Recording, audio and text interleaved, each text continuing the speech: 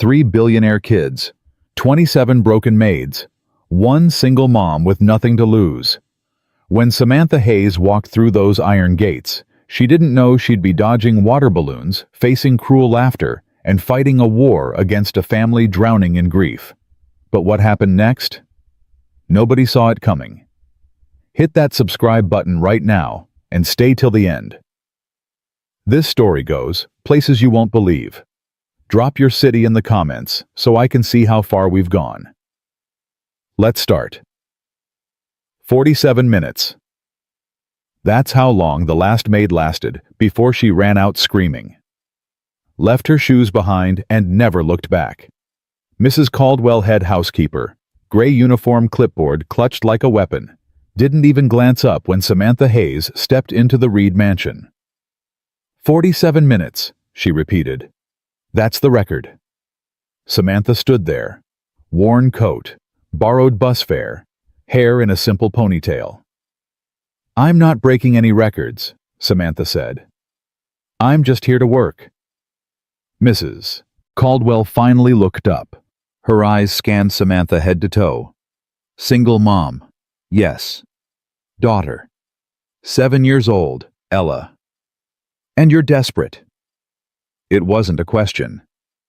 I need this job, Samantha said quietly. Mrs. Caldwell almost smiled. Almost. Then God help you. Follow me. They walked through hallways that echoed. Everything was marble and gold and cold. Mr. Reed owns half the tech companies in this country, Mrs. Caldwell said. Travels constantly. The boys are homeschooled tutors, quit every month. You know why you're really here. The triplets. Tommy, Max, and Leo, 9 years old, lost their mother 2 years ago. Car accident. Mr. Reed buried himself in work. Those 3 boys. She stopped walking. They've been burying everyone else since. Before Samantha could respond, Mrs. Caldwell, new maids here, right? The voice came from upstairs. Young, mocking, dangerous. Tommy, Mrs. Caldwell muttered. The ringleader. We got something special ready. Another voice, excited. Max, the wild card. A third voice, quieter. 10 minutes, she won't last. Leo, the thinker. Don't trust the quiet ones. Samantha looked up the grand staircase. 3 identical boys stood at the top, grinning like wolves. Hello, Samantha called up. Silence. Then giggles.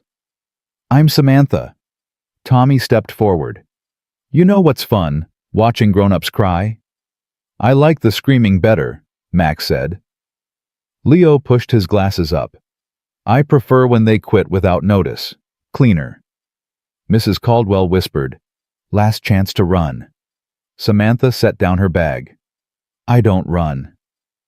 Then you're braver than you look, Mrs. Caldwell said.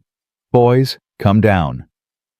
Oh, we'll come down, Tommy said. Real slow. They descended like a storm. 3 pairs of feet pounding marble. Red shorts, green shorts, yellow shorts. That's how you told them apart. Tommy stopped 3 feet from Samantha. Arms crossed. You're poor, right? Tommy, Mrs. Caldwell warned. What she is. Look at her shoes. Max snorted. Goodwill special. Leo tilted his head. Do you even have a car, or did you bus here? Samantha crouched down, eye level. I'm a person. You're 3 boys who are hurting, and I'm here to help. Tommy's grin flickered, just for a second. We don't need help, he said. Everyone needs help. Not us, Max shot back. Especially not from you, Leo added. Mrs. Caldwell cleared her throat. Show Miss Hayes to her room. East Wing. Tommy's eyes lit up. East Wing, perfect. The 3 exchanged looks. Something silent passed between them. Follow us, Max said, voice suddenly sweet. They led her through corridors lined with family photos. A woman appeared in several frames, dark hair, bright smile, arms around the boys. That's our mom, Leo said flatly. She's beautiful, Samantha said. Was, Tommy corrected. Past tense, dead. Tommy, Max hissed. What? It's true. Samantha stopped. I lost someone too. My husband. 3 years ago. The boys froze. Car accident, Leo asked. Cancer. So you get it, Max said quietly. I get loss, Samantha said. Not your specific pain. That's yours. Tommy's face hardened. Don't try to relate to us. I'm not. I'm just saying grief sucks. Max blinked. Adults didn't usually say sucks. Yeah, he whispered. It does. They kept walking, slower now. The staff room was small, single bed, one window. Bathrooms shared, Max said, with the kitchen people. Thank you. Tommy leaned against the doorframe. Here's the deal. You do what we say. You don't snitch to Dad. You definitely don't try to fix us. Got it? I'm here to help, not control. Good. Because if you cross us, he smiled. We've made 27 people quit. You'll be 28. We're really good at this, Leo added. Samantha sat on the bed. I'm sure you are, but I'm really good at staying. We'll see, Tommy said. First test dinner. Samantha was sent to help Rosa, the cook, a heavy-set woman with zero patience. Don't get comfortable, Rosa muttered, handing Samantha vegetables. You'll be gone tomorrow. Maybe, Samantha said. 10 minutes later, the triplets appeared. We're hungry, Tommy announced. Rosa pointed at the clock. Dinner's at 6. It's 5:30. We're hungry now. Wait 30 minutes. Leo looked at Samantha. Miss Hayes, can you make us a snack? Trap. Clear as day. Rosa said dinner's at 6, Samantha replied. So we wait. Tommy's eyes narrowed. But we're starving. Then you'll really enjoy dinner, Max gasped. She's mean. I'm consistent. Father will hear about this, Tommy yelled. They stormed out. Rosa chuckled. Not bad. Most cave immediately. Do they really tell their dad? Mr. Reed's in Singapore. They know it. They're bluffing. Samantha smiled. Good to know. Dinner was a war zone. The triplets sat at the massive dining table. Samantha stood nearby. This chicken's dry, Tommy complained. Potatoes are cold, Max said. I wanted pasta, Leo muttered. Rosa brought replacements. All rejected. Samantha stepped forward. You're right. The boys looked up surprised.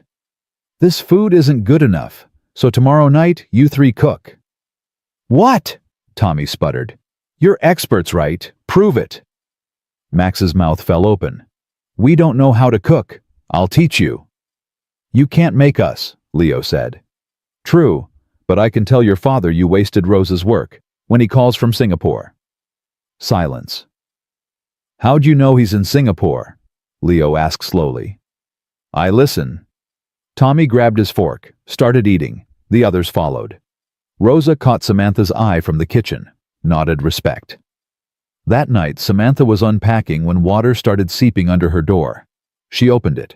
Flooded hallway. 3 boys with water balloons. Surprise! They launched. Samantha dodged 2. The third hit her chest. Soaked. Got her. Max cheered. Samantha just stood there, dripping. Feel better? She asked. Tommy frowned. You're supposed to yell. Why? Because we soaked you. I noticed. Good aim, by the way. Max lowered his balloon. You're not mad. I'm wet, but I've been wet before. Rain exists. She wrung out her shirt. You know what would have made this prank better? Doing it outside. Marble's slippery. Someone could get hurt. She looked at Tommy's soaked socks.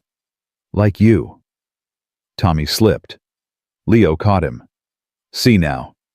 Help me mop before someone breaks a bone. We don't mop, Leo said. Tonight you do.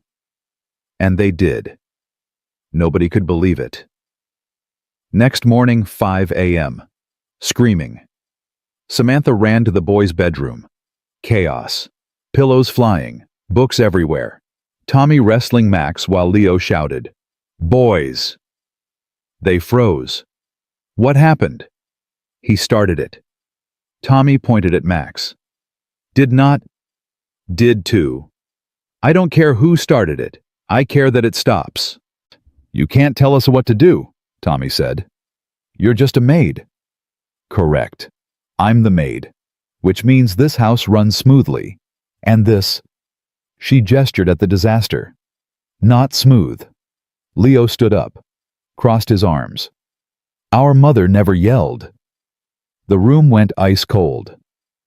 Your mother, Samantha said carefully, loved you more than anything. Every photo in this house proves it. But love doesn't mean no rules. She'd want you safe, healthy, kind. Right. Max's lip trembled. Don't talk about Mom. I'm not talking about her. I'm talking to you. Is this who you want to be?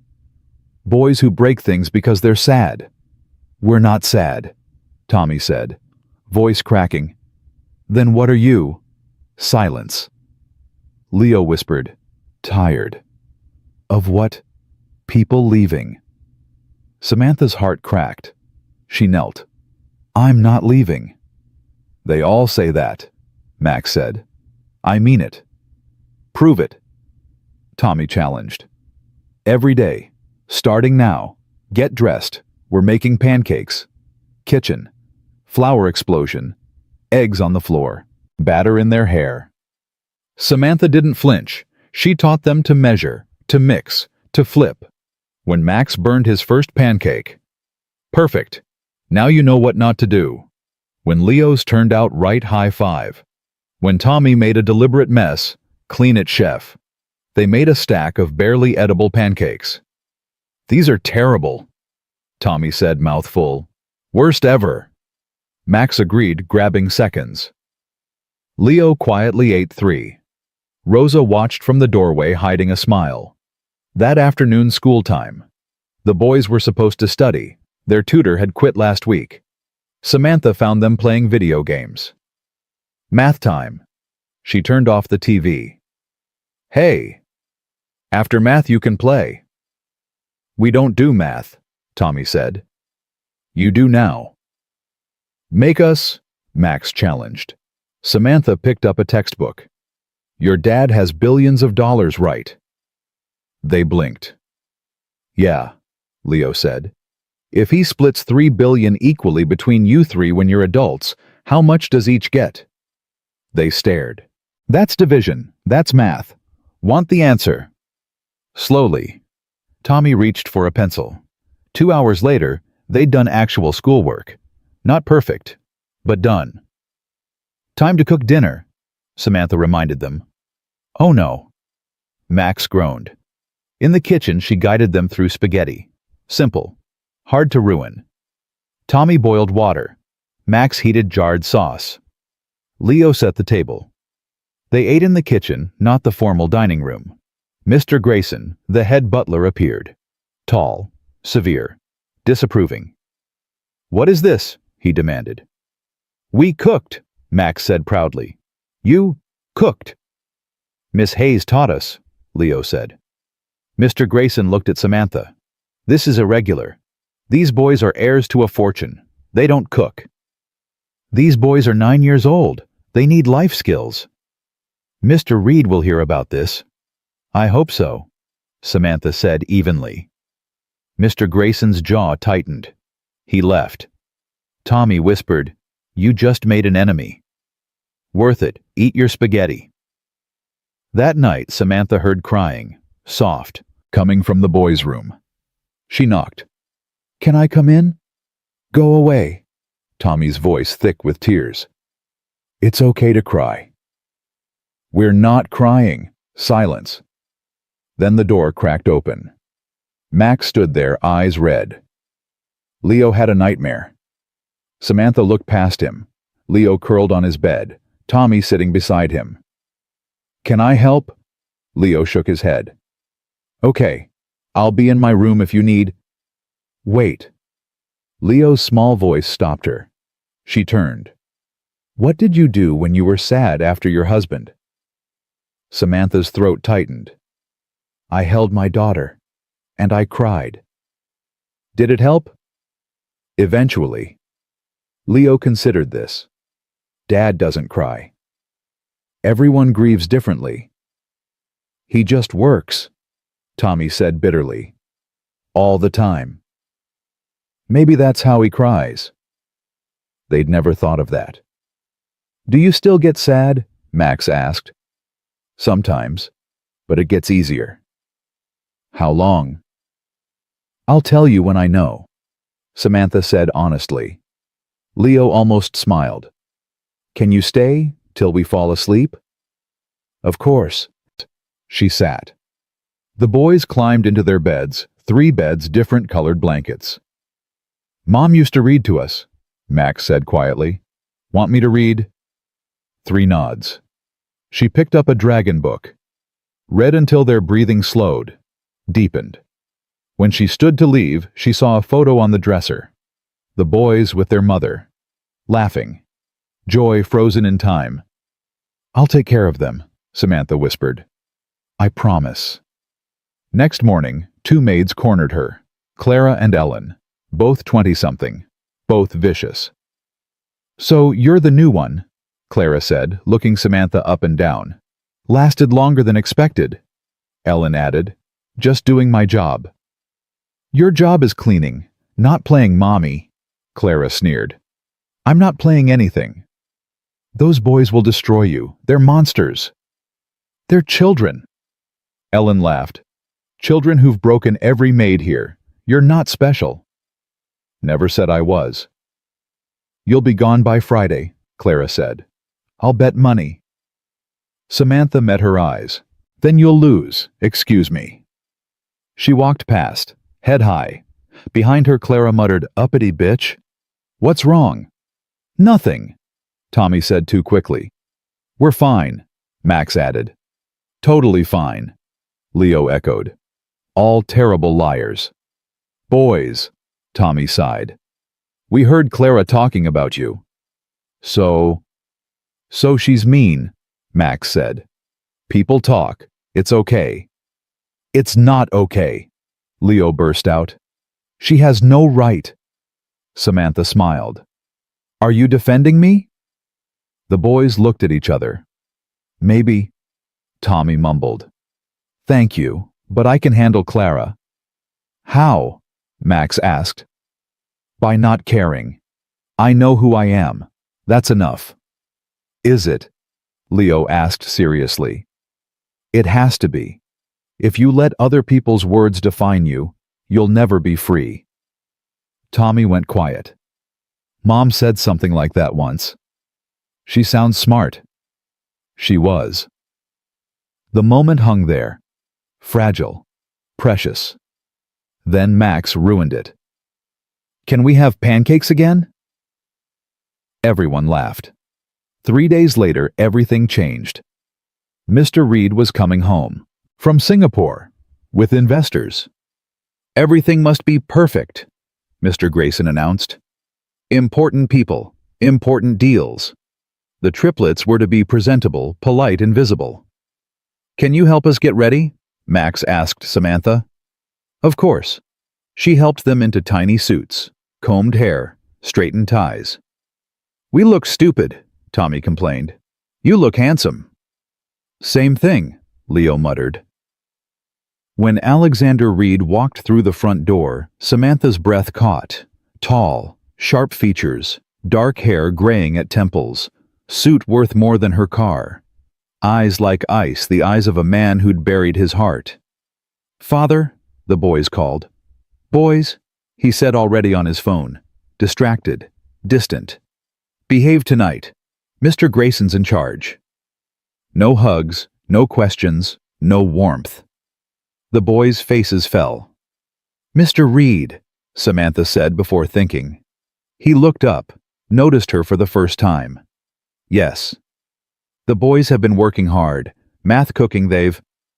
I'm sure. Thank you, Miss... Hayes. Thank you, Miss Hayes. Mr. Grayson handles their reports. He turned to his assistant. Where are the Chens? He walked away. Tommy's hands were fists. Max's eyes filled. Leo stared at nothing. "He didn't even look at us," Tommy whispered. "He's busy," Max said hollowly. "Always," Leo added. Samantha knelt. "His behavior isn't about you, it's about his pain." "We're in pain too," Tommy said fiercely. "I know, baby, I know." The word slipped out. She didn't take it back. The boys didn't seem to mind. The dinner was elegant, formal, cold. The Chen brothers investors from Taiwan arrived with their wives. Everyone sat at the grand table. The boys at the far end. Samantha standing nearby. Business talk. Markets. Mergers. Numbers. The boys were invisible. Then Max's water glass tipped. On purpose. Samantha saw the deliberate elbow. Water spread across white linen. "Max!" Mr. Grayson hissed. "Sorry," Max said loudly. "I'm so clumsy." Alexander's jaw tightened. "Boys, perhaps." "We're fine, Father," Tommy interrupted. "Just so excited to meet your important friends." Leo smiled innocently. So very important. They were sabotaging. Making a scene. Samantha caught Tommy's eye, shook her head. He saw her, hesitated. "Actually," Tommy said slowly, "we should go. We have homework." Alexander looked shocked. "Homework," he repeated.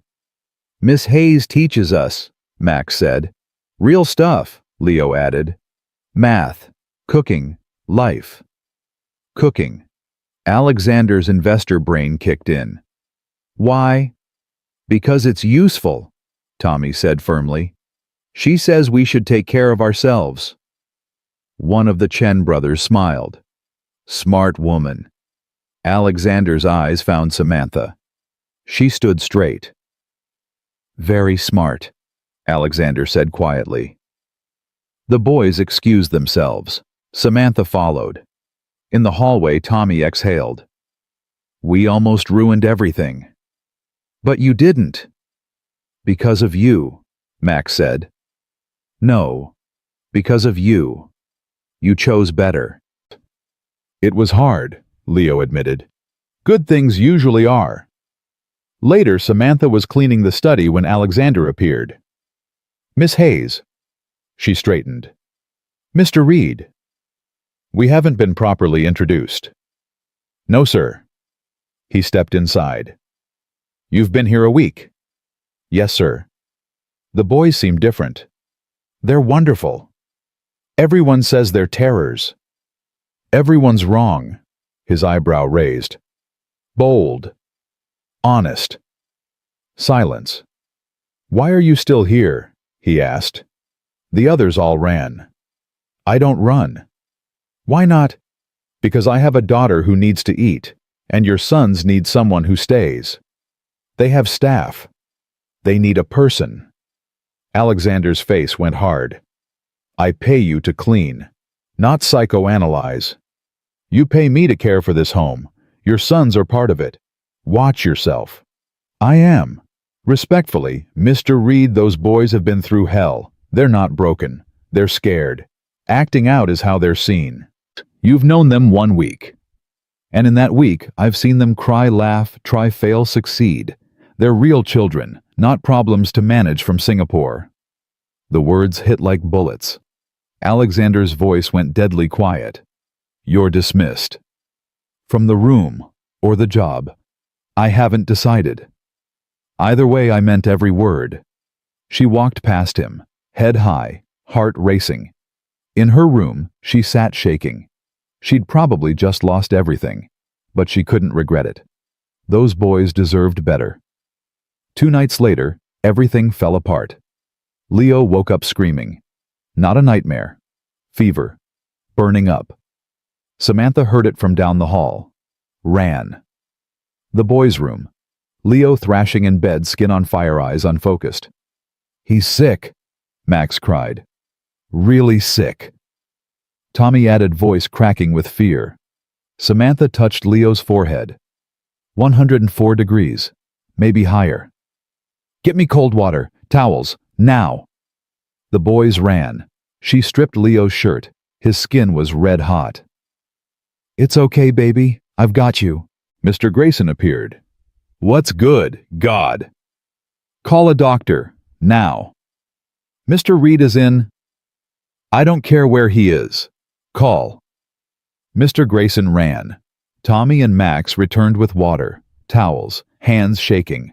Samantha soaked the towels, placed them on Leo's chest, forehead, neck. Is he dying? Max whispered. No, he's fighting something. We help him fight. How? Tommy demanded. We stay. We're here. That's how. Leo's eyes fluttered open, unfocused. Mom. Samantha's heart shattered. I'm here, sweetheart. Mommy. Tommy and Max went still. I'm here, Samantha whispered, wiping his face with cool water. You're safe. Don't leave, Leo murmured. Never. The doctor arrived, examined Leo. Viral infection, high fever, dangerous but treatable, antibiotics, fluids, monitoring. All night Samantha stayed, cooling his skin, checking his temperature, holding his hand. Tommy and Max fell asleep in chairs beside her. At 3 a.m., Alexander Reed burst through the door. He'd flown back. Emergency. He saw Leo in bed, Samantha beside him, his other sons asleep nearby. How is he? Alexander's voice cracked. Fever's down to 101, Samantha said quietly. He'll be okay. Alexander's legs seemed to give out. He sank into a chair. I should have been here. You're here now. I'm never here. Samantha said nothing. Alexander looked at her. Really looked. You stayed. Of course. You called him sweetheart. She met his eyes. Yes. He called you Mom. He was delirious. Was he? Silence. Leo stirred, opened his eyes, saw his father. Dad? I'm here, son. You came back. Of course I did. Leo's eyes filled. You never come back. Alexander's face crumpled. He moved to the bed, took Leo's hand. I'm sorry, he whispered. I'm so sorry. And for the first time in 2 years, Alexander Reed cried. Tommy woke up, saw his father crying, started crying too. Then Max. Samantha quietly slipped toward the door. Don't go, Leo said. She stopped. Please, Tommy added. Alexander looked at her. Stay. So she did. They stayed together until sunrise, a broken family starting to heal. But 2 floors down in the staff kitchen, Clara was on her phone. Her voice was low, venomous. Yes, I'm sure. The maid has completely overstepped. Yes, she's manipulating the family. I have proof. Photos of her with the boys in their bedroom at night. How much? That'll work. Send the check to my account. Tabloids will have it by Monday. She hung up. Smiled. Enjoy it while it lasts. Samantha. She whispered to the empty kitchen. By next week, you'll be destroyed. Upstairs, Samantha felt a chill run down her spine. She didn't know why. But something was coming. Something bad. Monday morning came too fast. Leo's fever had broken. He was weak but alive. Alexander had stayed home 3 whole days, a record. But now he was packing. Tokyo, he said, not looking at the boys during breakfast. Major acquisition. I'll be back Friday. Tommy's fork clattered onto his plate. You just got here. I have obligations. So do we, Max said quietly. We're your kids. Alexander's jaw tightened. This deal is worth $2 billion. What are we worth? Leo asked. The question hung in the air like smoke. Alexander grabbed his briefcase. Miss Hayes will take excellent care of you. He left without saying goodbye. The front door closed. The sound echoed through the mansion. Tommy stood up. "I hate him." "Tommy," Samantha started. "I hate him." Tommy swept his plate off the table. It shattered against the marble floor. Max and Leo just sat there, numb. Samantha didn't react to the broken plate. "You're allowed to be angry." "I'm not angry," Tommy lied, fist shaking. "Okay. I'm not." "I heard you." He grabbed another plate, held it up. "I could throw this too." "You could." "You're not going to stop me." "No." He blinked. "Why not?" "Because breaking a plate won't fix what's broken inside you, but if it helps you feel something other than invisible, go ahead." Tommy stared at her. The plate trembled in his hands. Then he set it down and burst into tears. Samantha moved fast, pulled him into her arms. He fought for a second, then collapsed against her. "I just want him to see us," Tommy sobbed. "I know, baby." "Why doesn't he love us anymore?" "He does. He just doesn't know how to show it." Max started crying too. Then Leo. Samantha held all three of them in the middle of the destroyed breakfast, surrounded by broken porcelain and spilled orange juice, and let them cry. Rosa appeared in the doorway, saw the scene. Quietly started cleaning up the glass. Mr. Grayson walked past, paused, said nothing, kept walking. But Samantha saw something flicker across his face. Respect, maybe. Or maybe just surprise that she was still here. That afternoon, Clara made her move. Samantha was folding laundry in the staff room when Clara walked in. No knock. "Saw quite a scene this morning," Clara said, leaning against the doorframe. "The boys were upset." "The boys are always upset. That's what happens when trash tries to play mother." Samantha kept folding. "Is there something you need, Clara?" "Just thought you should know. People are talking." "People always talk." "About you, and the boys, and how close you've gotten." Samantha looked up. "What are you implying?" Clara smiled. Poison sweet. "Just that it looks suspicious. A single mom alone with 3 rich little boys in their bedroom at night." The air went cold. "I was caring for a sick child," Samantha said evenly. "That's your story. But photos can tell different stories." Clara pulled out her phone. Showed a picture Samantha in the boys' room, lit by lamplight, leaning over Leo's bed. Out of context, it looked wrong. "Where did you get that?" Samantha's voice stayed calm, but her heart was racing. "I take pictures of everything in this house. Security, you know. And I have friends at certain publications who pay good money for stories about the Reed family. You're blackmailing me. I'm giving you options. You can leave quietly. Today. Or these photos go viral by Wednesday. Mystery woman infiltrates billionaire's home, inappropriate contact with minors. You'll never work again. Your daughter Ella, right? 7 years old. Imagine what people will say about her mother." Samantha's hands clenched. "You're disgusting." "I'm practical. So what's it gonna be?" Before Samantha could answer, a small voice came from the hallway. "You're lying." They both turned. Leo stood there, glasses slightly crooked, face pale but determined. "Leo, go back to—" Clara started. "I heard everything," Leo said, stepping inside. "You took pictures of Miss Hayes taking care of me when I was sick." "Sweetheart, adults are talking." "I'm not stupid. I'm 9, not 5, and I know what you're trying to do." Tommy and Max appeared behind him. "We all heard?" Tommy said. Clara's smile faltered. "Boys, you don't understand." "We understand you're trying to hurt the only person who's been nice to us in 2 years," Max said. Leo walked up to Clara, small but fierce. "If you send those pictures anywhere, I'll tell my father, and he'll destroy you. Your father doesn't even know my name. He knows mine, and when I tell him you tried to blackmail our caregiver, he'll listen." Leo's voice was ice. My father is very good at destroying people. Ask the last 3 companies that tried to cheat him." Clara's face went white. Tommy stepped forward.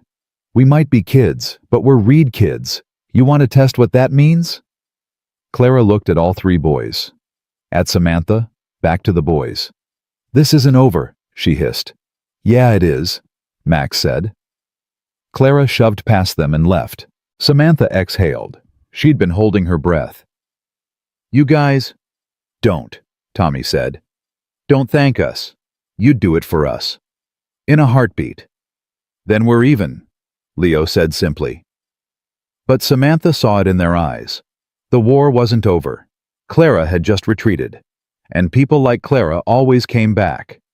The next day, the boys decided to test Samantha in a different way. Lunchtime. Rosa had made chicken and vegetables. Samantha set the plates down. Tommy looked at his food, looked at Max, looked at Leo. All 3 grinned. "Now!" Tommy yelled. Food fight. Instant chaos. Chicken flew. Vegetables launched. Mashed potatoes splattered against the wall. Max nailed Tommy with a handful of carrots. Leo got Samantha square in the face with a spoonful of gravy. She stood there, gravy dripping down her cheek. The boys froze, waiting for the yelling. Samantha wiped her face. Then she picked up a handful of mashed potatoes and threw it at Tommy.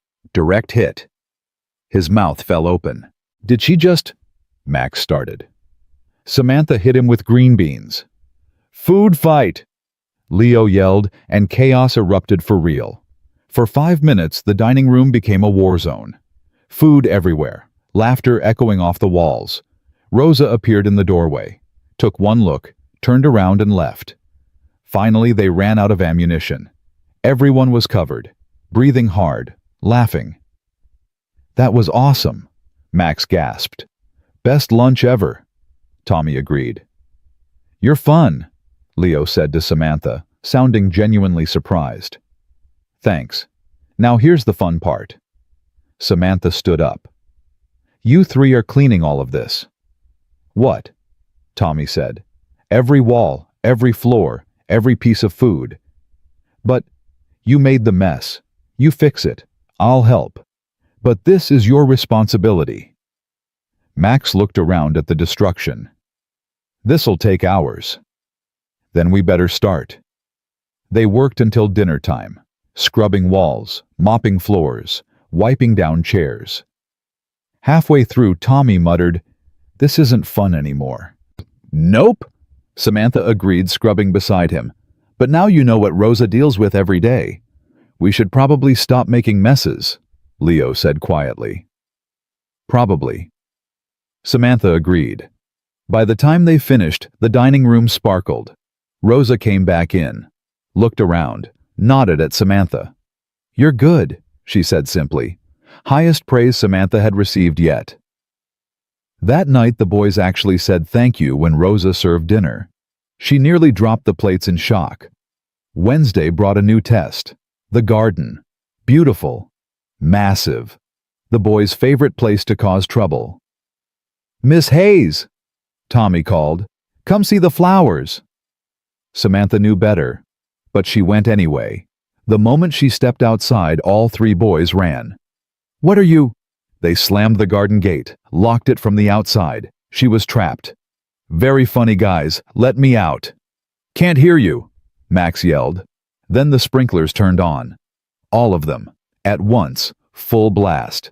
Samantha was drenched in seconds. Cold water everywhere.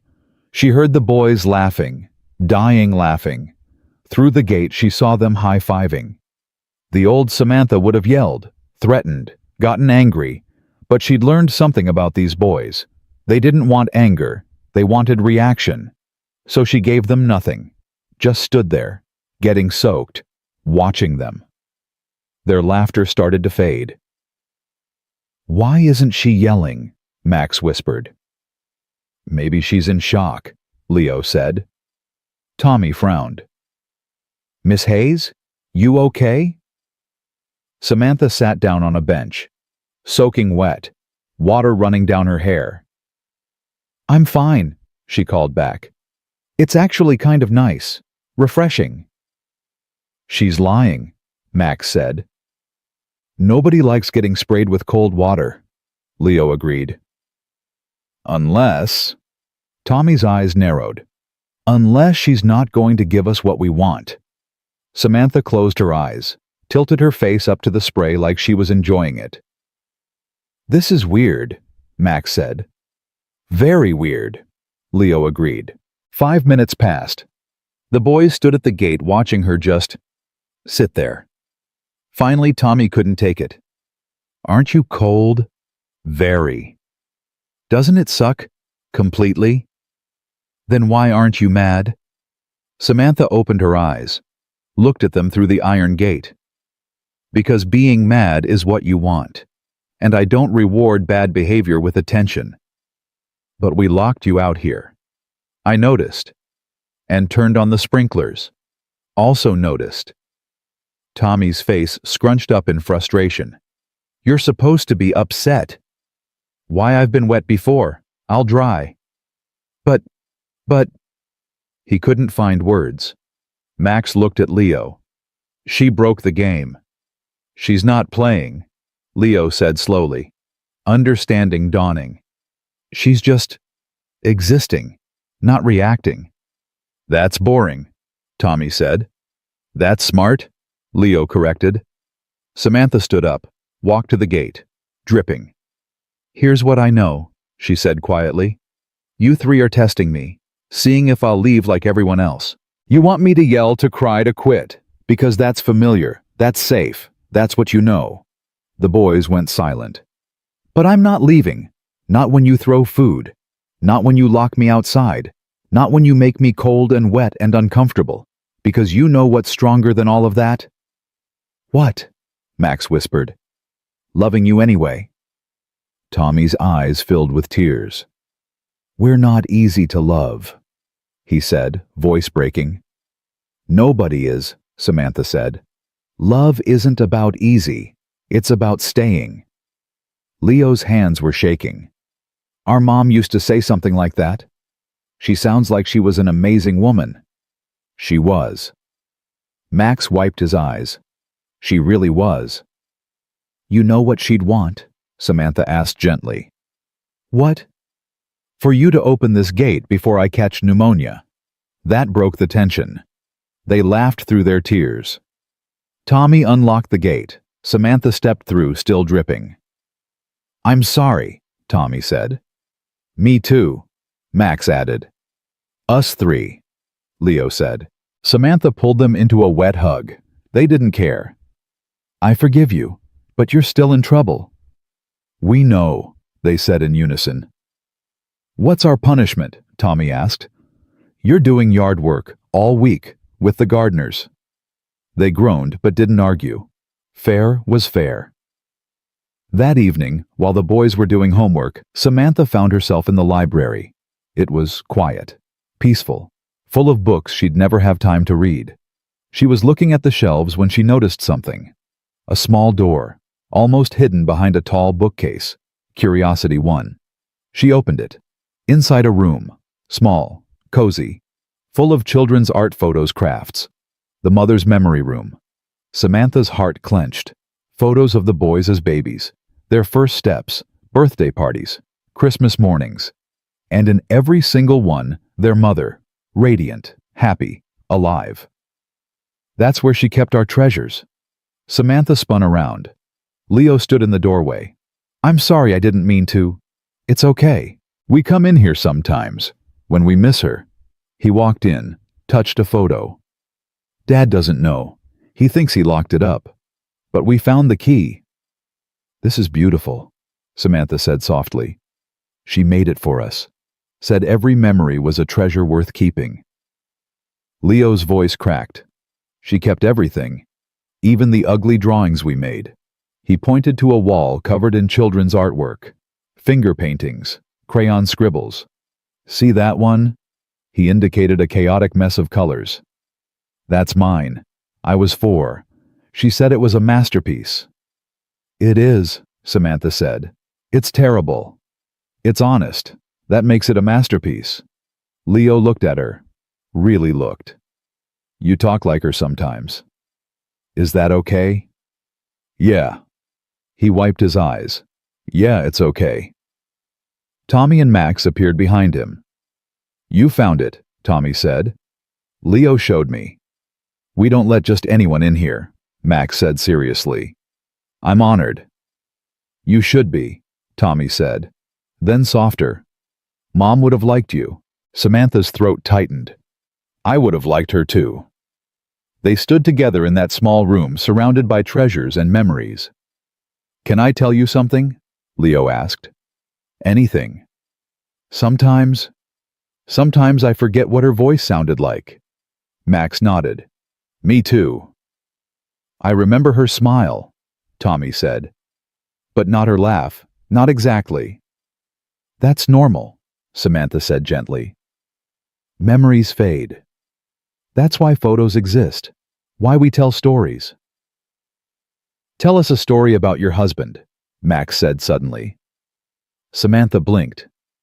What? You said you lost him. Tell us about him.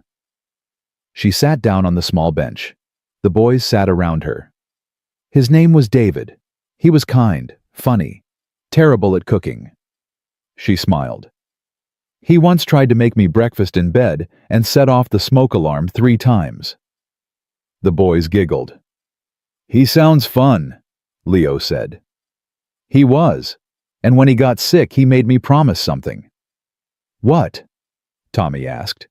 To keep living. To not let grief turn me into stone. She looked at each of them. Your mom would want the same for you. How do you know? Max challenged. Because every parent wants their kids to be happy, even when they're gone. Dad isn't happy, Tommy said bitterly. No, Samantha agreed. He's not, but maybe he doesn't know how to be. Can you teach him? Leo asked. Like you taught us. Adults are harder to teach than kids. But not impossible. Samantha smiled. Not impossible. The next morning, everything changed. Samantha woke to shouting. She ran to the main hall. Mr. Grayson stood there, face red, holding a tablet. What is this? He roared. On the screen, a tabloid article. The headline, Billionaire's Boys and Their Mystery Woman Inappropriate Attachments. Below it, the photos Clara had taken. Samantha in the boys' bedroom. The caption twisted everything innocent into something dark. Samantha's blood ran cold. This is not... Save it, Mr. Grayson snapped. Mr. Reed has been informed. He's flying back immediately. You're suspended pending investigation. Investigation? I was taking care of a sick child. That's not what this article suggests. I don't care what it suggests, I care about the truth. The truth, Mr. Grayson said coldly, is that you've been here 2 weeks and already caused a scandal. Pack your things. No. Everyone froze. Excuse me, Mr. Grayson said. I said no. I'm not leaving. Not until Mr. Reed hears my side. You don't give orders here. And you don't fire me. Only Mr. Reed does. So until he gets back and we talk, I'm staying. Mr. Grayson's face went purple. You insolent! What's going on? The boys stood at the top of the stairs, still in pajamas, confused, scared. Tommy looked at the tablet in Mr. Grayson's hand. What's that? Nothing that concerns... Tommy snatched it. Reed. His face went white. This is a lie, he said. Tommy, give that back. This is a lie, Tommy screamed. Miss Hayes was helping Leo. He was sick. She saved him. Max and Leo ran down the stairs, read over Tommy's shoulder. Who wrote this? Max demanded. It doesn't matter. Who? Leo's voice was sharp, adult, dangerous. Mr. Grayson hesitated. The source is anonymous. Clara. All 3 boys said at once. They turned, looked across the hall. Clara stood there. Fake innocent expression. But her eyes gave her away. Triumph. You did this, Tommy said. I don't know what you're... You took those pictures. You sent them. You tried to destroy her." Tommy's hands were fists. "Why?" "Because she doesn't belong here," Clara said, dropping the act. "She's nothing, a nobody. And you three treated her like she was something special." "She is special," Max said fiercely. "She's a maid." "She's our family," Leo corrected. Clara laughed. Bitter. "Family? Your family is dead, sweetheart. Your mom's gone. Your dad doesn't care. And this woman," she pointed at Samantha, "she's just here for the paycheck." "That's enough," Samantha said quietly. "Is it? Or is it just the truth you don't want to hear? I don't work for money." "Everyone works for money." "I work for them," Samantha pointed at the boys. "Because they deserve someone who stays." "How noble. How brave." Clara's voice dripped sarcasm. "But you're still leaving. The article's out. The damage is done. By tonight, every parent in this city will think you're a predator. Good luck finding work after this." The words hit like punches. Because Clara was right. The article was out. Once something's online, it's forever. Samantha's reputation was destroyed. "I'll sue," Samantha said, "for defamation. With what money I checked. You're broke, can barely afford rent. A lawsuit would bankrupt you." Clara smiled. "I win. You lose. Simple." Samantha opened her mouth to respond. "Actually," a voice said from the doorway, "you both lose." Everyone turned. Alexander Reed stood there, still in his travel clothes, face exhausted, eyes burning. "Mr. Reed," Clara stammered. You weren't supposed to be." "Tokyo was canceled. I turned the plane around 6 hours ago." He held up his phone. "I've been reading very interesting emails, including one from you, Clara, to a tabloid editor, offering exclusive photos for $50,000. Clara went white. "You stupid woman," Mr. Grayson whispered. Alexander walked forward. "You sold photos of my sons, fabricated a story about someone under my protection, for money. I can explain. You're fired. Security will escort you out. You have 10 minutes to gather your things. After that, you're trespassing. You can't." "I own this house. I absolutely can. And Clara..." His voice went deadly quiet. "If you ever speak about my family again to anyone, I will bury you in lawsuits until you're living under a bridge. Do we understand each other?"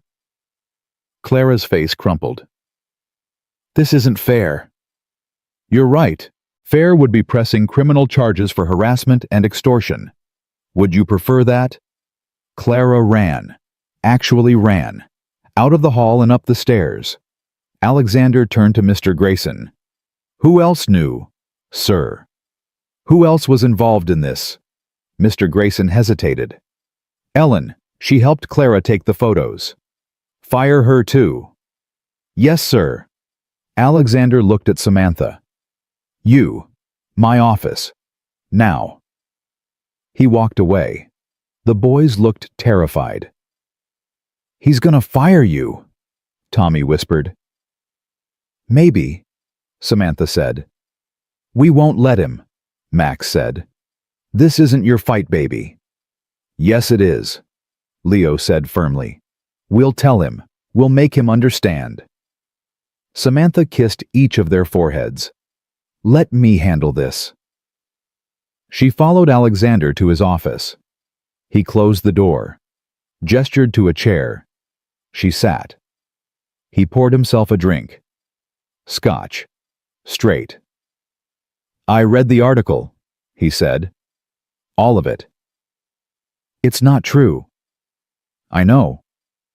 He drank. "I also read the comments.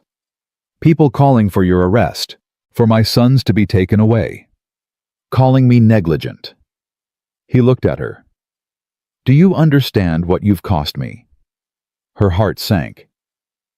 "Mr. Reed, peace of mind, For the first time in 2 years, I was sleeping through the night, because I knew my sons were safe, happy, cared for. He set down the glass. Then I wake up to this garbage, and I realize something. What? I've been a coward. Samantha blinked. Sir, I've been hiding, in work, in travel, in deals and mergers and acquisitions, because staying here meant facing the fact that my wife is gone and I have no idea how to raise 3 boys alone. His voice cracked. But you walked in and did what I couldn't. You stayed. You fought. You loved them. Tears filled Samantha's eyes. So, here's what's going to happen. Alexander continued. I'm going to sue that tabloid into oblivion. I'm going to get a retraction and an apology. And you. He looked at her.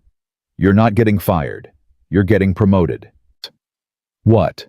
Not just their caregiver, their legal guardian, with power of attorney when I travel, full benefits, salary tripled. And your daughter Ella.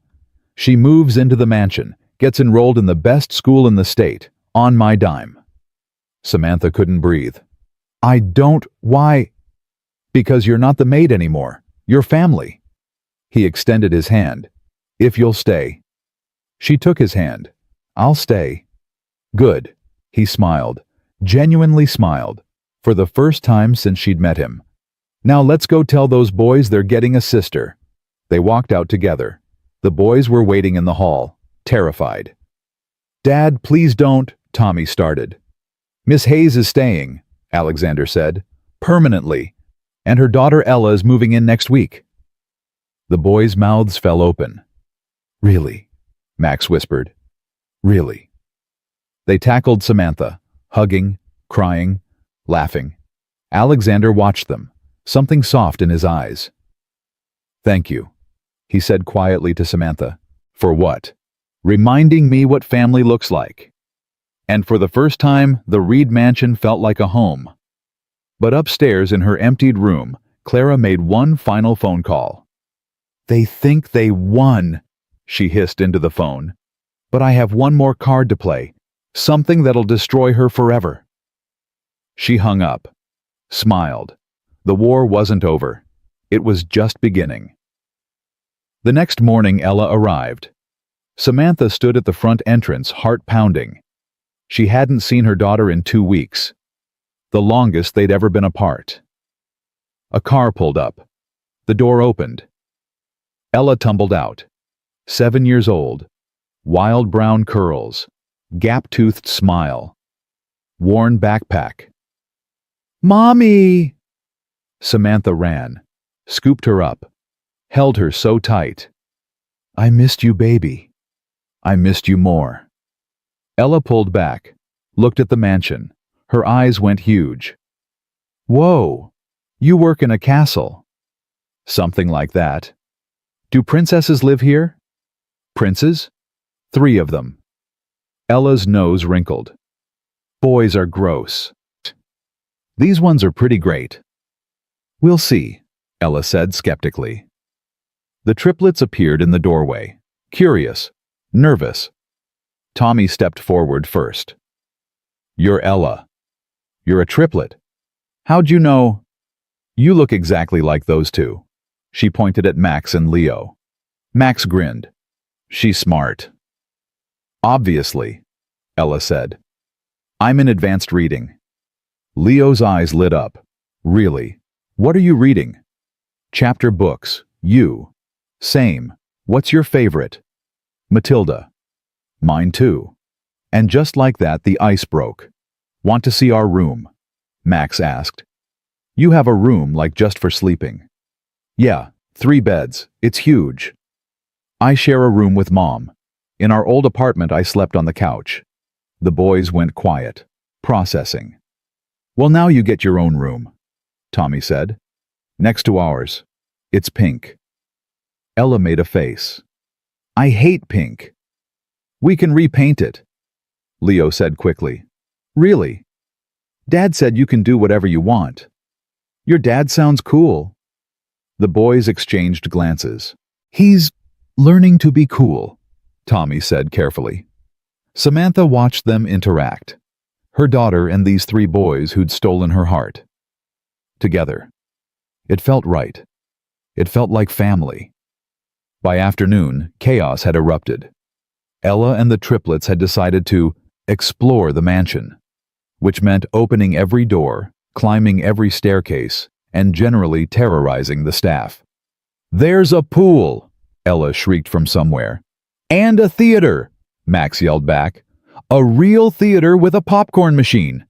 Samantha found them in the home theater, all four kids sprawled across leather recliners, stuffing their faces with popcorn. Having fun. "This place is amazing," Ella said, mouthful. "Language, baby." What I didn't curse. "You're spitting popcorn." Ella swallowed. "Sorry, Mommy." Tommy looked at Samantha. "Does she always call you Mommy?" "Yeah, why?" "Just, we call you Miss Hayes." Samantha sat down. "You can call me whatever feels right." "What if we want to call you what Ella calls you?" Leo asked quietly. Samantha's breath caught. "You mean, can we call you Mom?" Max blurted out. "I know we already have a mom, had a mom, but she's gone and you're here and it feels weird calling you Miss Hayes when you're basically our mom now." Tears pricked Samantha's eyes. "If that's what you want." "Is it okay?" Tommy asked. "Like we're not replacing her." "Baby, you could never replace her. She'll always be your mother, but love doesn't run out. There's room for more." "So we can have two moms?" Leo asked. "One who's watching from heaven and one who's here," Samantha said softly. "That works," Tommy decided. "Yeah," Max agreed. "Okay then," Leo said. "Mom." The word hung in the air. Ella looked at the boys. "You guys are weird." "You're weird," Tommy shot back. "Takes one to know one." "That doesn't even make sense." "Your face doesn't make sense." And they were off bickering like they'd known each other forever. Samantha sat back and smiled. This was going to work. That evening, Alexander came home early. Unheard of. He found all four kids in the garden covered in mud laughing hysterically. "What happened?" he asked Samantha. "They decided to build a fort in the mud." "Why?" "Because they're kids." Alexander watched them. Tommy was the architect barking orders. Max was the muscle hauling mud. Leo was quality control making sure everything was structurally sound. And Ella was chaos incarnate throwing mud at anyone who got too serious. "She fits," Alexander said. "Yeah, she does." "The boys seem lighter." "They're happy." "Because of you." Samantha shook her head. "Because of each other. I just gave them permission to be kids again." Alexander was quiet for a moment. "I don't know how to do this." "Do what?" "Be a father, not a provider, not a boss, a dad." "You're doing it right now. You came home early. You're watching them play. That's being a dad." "It feels insufficient." "It's enough. Trust me." Alexander looked at her. "How do you do it?" "Stay so calm, so sure." "I'm not always sure, but I show up anyway. That's all parenting is, showing up. Even when you're terrified. Especially then." He nodded slowly. Processing. Then he did something that shocked everyone. He took off his suit jacket, rolled up his sleeves, and walked into the mud. "Dad?" Tommy said, stunned. "I hear we're building a fort." "You'll get dirty," Max warned. "I have other suits." "But you hate getting dirty," Leo said. "Maybe I hate missing out more." And Alexander Reed, Billionaire CEO, got down in the mud with his kids. Ella looked at Samantha. "Your boss is cool." "He's trying," Samantha said. "That's the important part, right? Trying."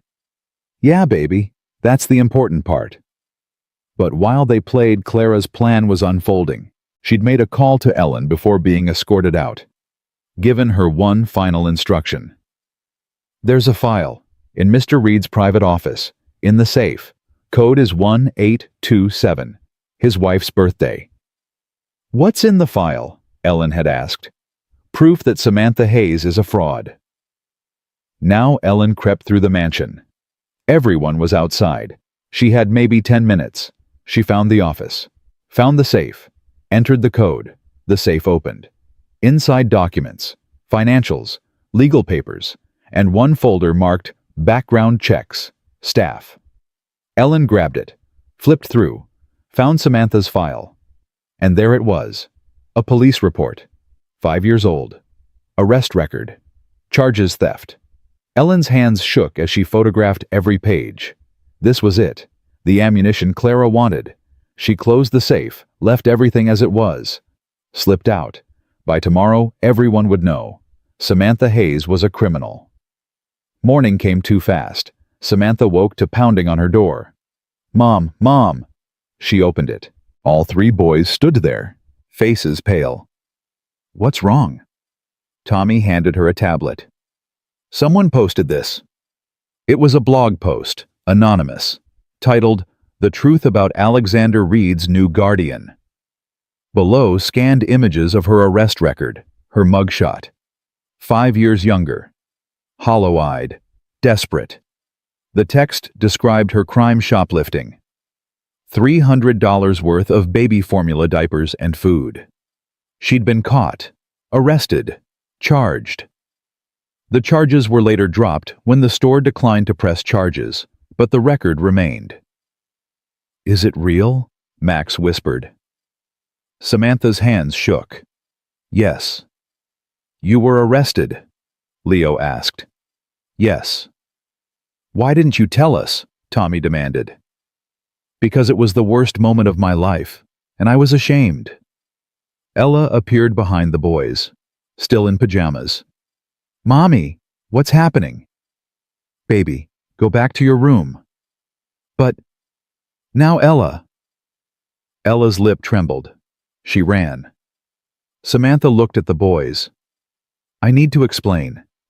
Dad's waiting downstairs, Tommy said quietly. He saw it too. Her heart dropped into her stomach. Alexander stood in his office, face unreadable. Samantha entered. The boys followed.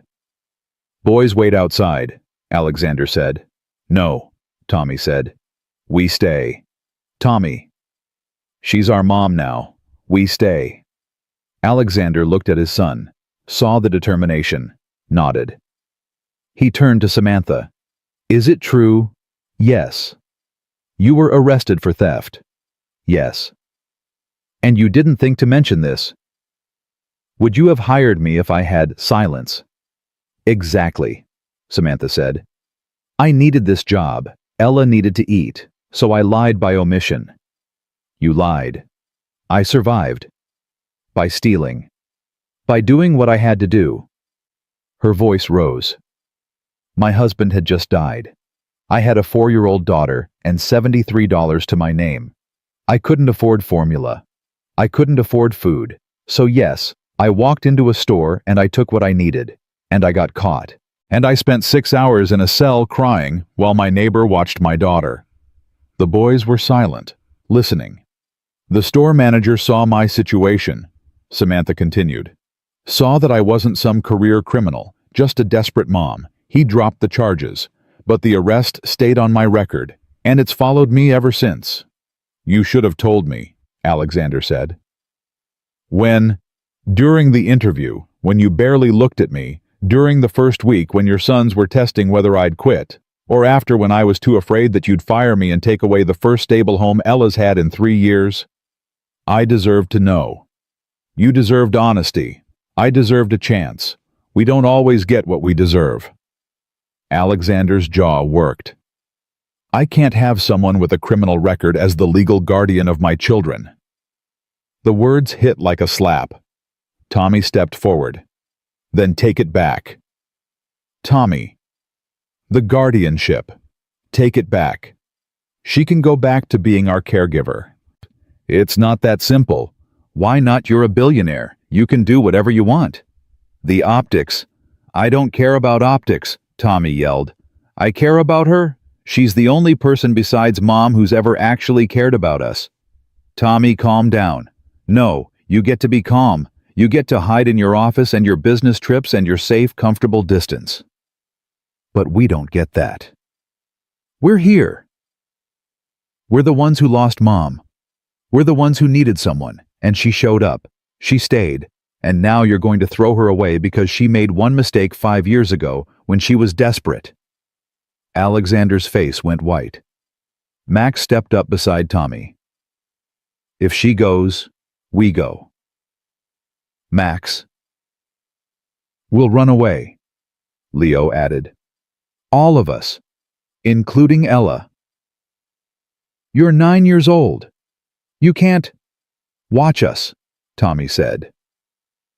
Alexander looked at his sons, really looked. They stood shoulder to shoulder, united, protective, fighting for someone they loved. When had they become so brave?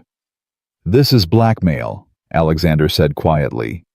This is family, Tommy corrected. You taught us about negotiation, about leverage. Well, here's ours. You choose. Business optics, or us. The silence stretched. Finally, Alexander sat down, rubbed his face. When your mother died, he said softly, I made a promise to protect you, to keep you safe, to make sure nothing ever hurt you again. The boys waited. But I broke that promise, because the thing that hurt you most was me, my absence, my coldness, my inability to be what you needed. He looked at Samantha. Then she came, and she did what I couldn't. She saw you, she stayed, she loved you. Tears ran down Samantha's face. I don't care about optics, Alexander continued. I don't care about background checks or arrest records or what people think. I care about my sons, and they're telling me very clearly that they need you. Sir. So here's what's going to happen. The guardianship stands. Your past is your past. We move forward. He stood up, extended his hand. But no more secrets from either of us. Deal. Samantha took his hand. Deal. Good. Now someone find out who posted that garbage so I can sue them into the ground. It was Ellen, Leo said. Had to be.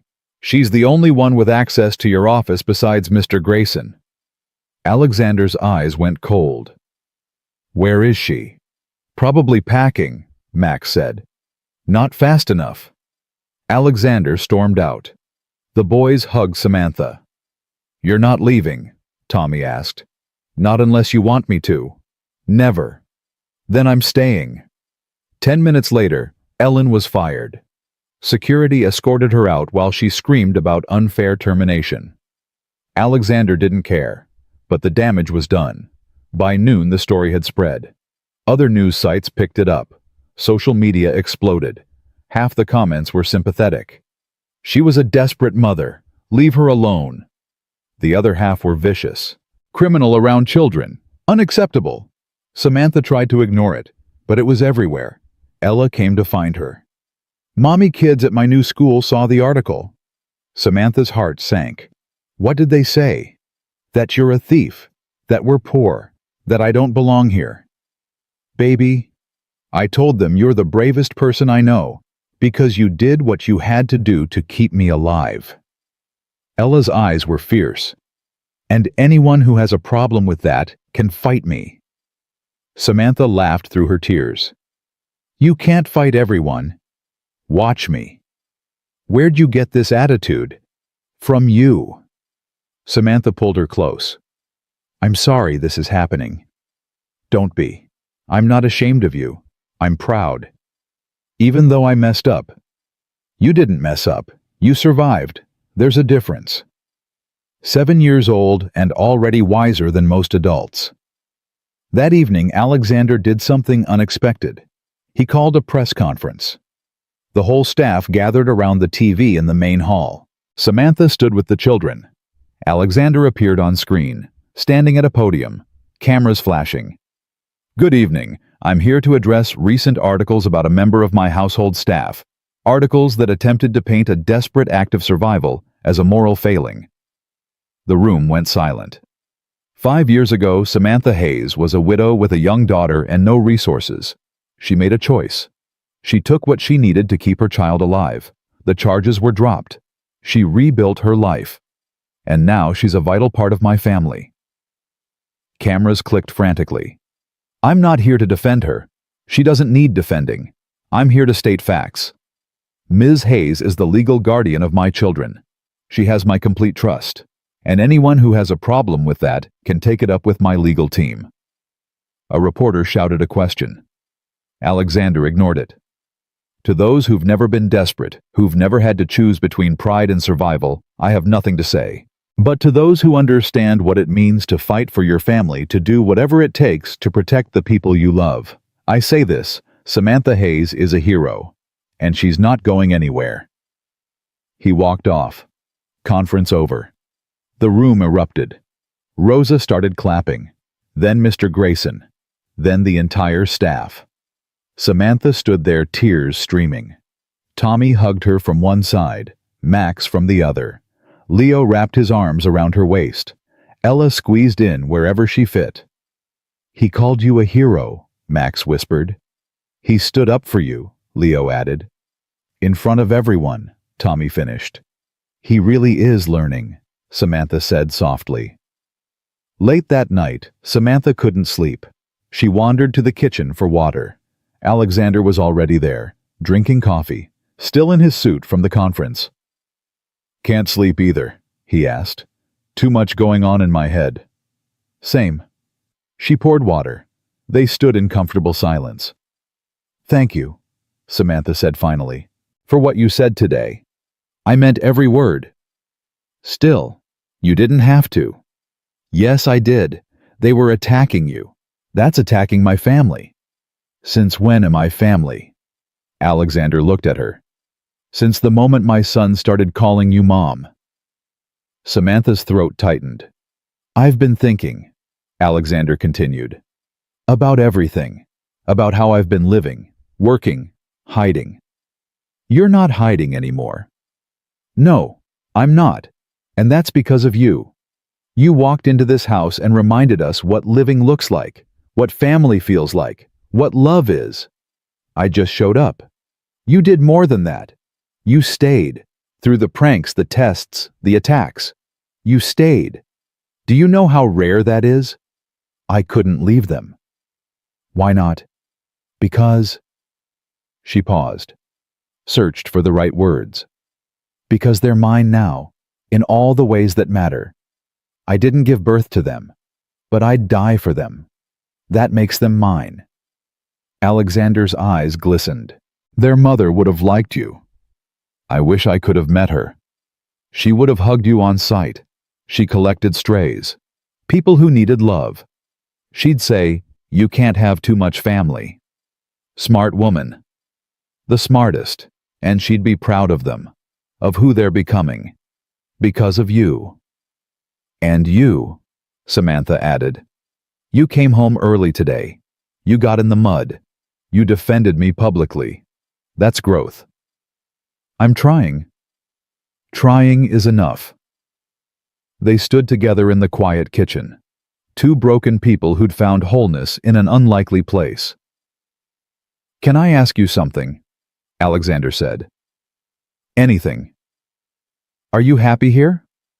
Samantha smiled. Happier than I've been in 5 years. Good. Because I'd like you to stay. Not just for the boys. For me too. I need someone who tells me the truth. Who calls me out when I'm being an absent father. Who reminds me what matters. I can do that. And maybe, eventually, we could be more than just employer and employee. More than just guardian and father. Maybe we could be partners. In raising them.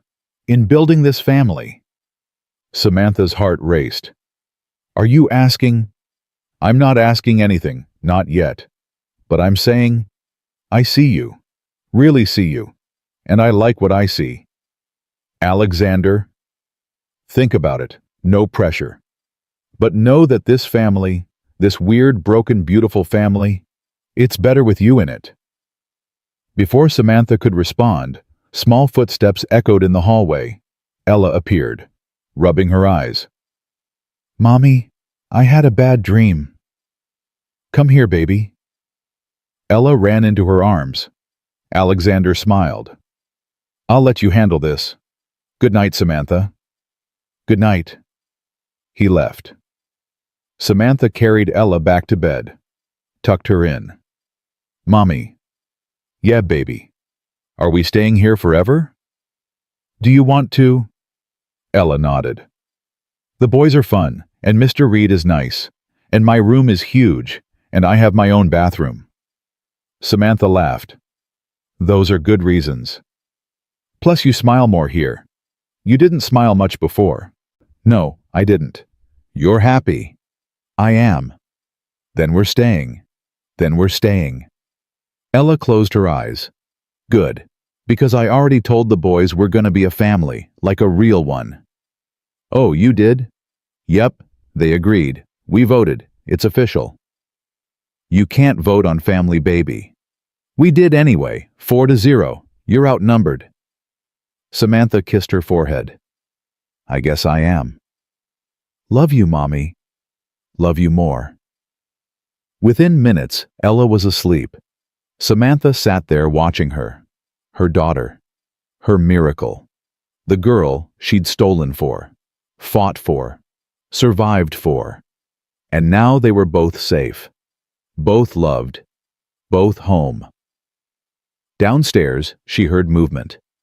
The boys probably sneaking to the kitchen for a midnight snack. She should stop them. But instead, she just smiled. Let them be kids. Let them steal cookies and make messes and feel safe enough to break small rules. That's what home was. A place where you could be imperfect and still be loved. She'd found that here. Against all odds, against all expectations, she'd found home. But outside in a car parked down the street, Clara sat with her phone. She'd seen Alexander's press conference, seen him defend Samantha, and it only made her angrier. You think you won? She whispered, staring at the lit mansion windows. But I'm not done. Not even close. She made one final call. It's me. I need a favor. A big one. I need you to dig into Samantha Hayes' past. Deeper than anyone's gone before. Find something. Anything. Because that woman is going down. She hung up, smiled. Tomorrow the real war would begin. 3 days later, Clara's investigator called back. I found something, the voice said. But you're not going to like it. Clara sat up in her cramped studio apartment. Tell me. Samantha Hayes, born Samantha Mitchell. Father walked out when she was 6. Mother died of overdose when she was 16. Bounced through foster homes until she aged out at 18. That's tragic, not scandalous. I'm not finished. She married David Hayes at 19. He was 28. Clara's eyes narrowed. Age gap relationship. That's something. It gets better, or worse depending on perspective. David Hayes had a daughter from a previous relationship. Name Ella Hayes, born when Samantha was 17, before they married. Clara's heart raced. Wait, Ella isn't Samantha's biological daughter. Correct. Ella's biological mother abandoned her as an infant. David got full custody. Met Samantha 2 years later. She raised Ella as her own. So Samantha's been lying about being Ella's mother. Technically, she adopted Ella after marrying David. Legally, she is the mother. But biologically, no. Clara smiled. This was it. Send me everything. Documents, birth certificates, all of it. Will do. But ma'am, this isn't going to end well for you. Just send the files. She hung up, started typing. By morning, the story would break. And this time, Samantha Hayes wouldn't recover. Samantha woke to her phone ringing. Alexander's number. Hello? Don't go online. His voice was tight. Don't read anything. Just come to my office. Her stomach dropped. What happened? Now Samantha. She threw on clothes, ran downstairs. Alexander stood at his desk, tablet in hand, face pale. What is it? He turned the screen. Another article, different site, same venom. The Woman Who Fooled a Billionaire, Samantha Hayes' Web of Lies. Below it, copies of documents, birth certificates, adoption papers. The headline, Ella Hayes is not her biological daughter. Samantha's knees gave out. She grabbed the desk. "It's true, isn't it?" Alexander asked quietly. "Yes." "Ella isn't yours." "She is mine. I raised her. I adopted her. I'm her mother in every way that matters." "But you didn't give birth to her." "No." Alexander set down the tablet. "Why didn't you tell me?" "Because people judge. They think biology is the only thing that makes family. But it's not. Love makes family. Showing up makes family. I've been Ella's mother since she was 6 months old. Her biological mother walked away. I stayed." "You lied again." "I omitted. There's a difference." "Is there?" His voice rose. "First the arrest. Now this.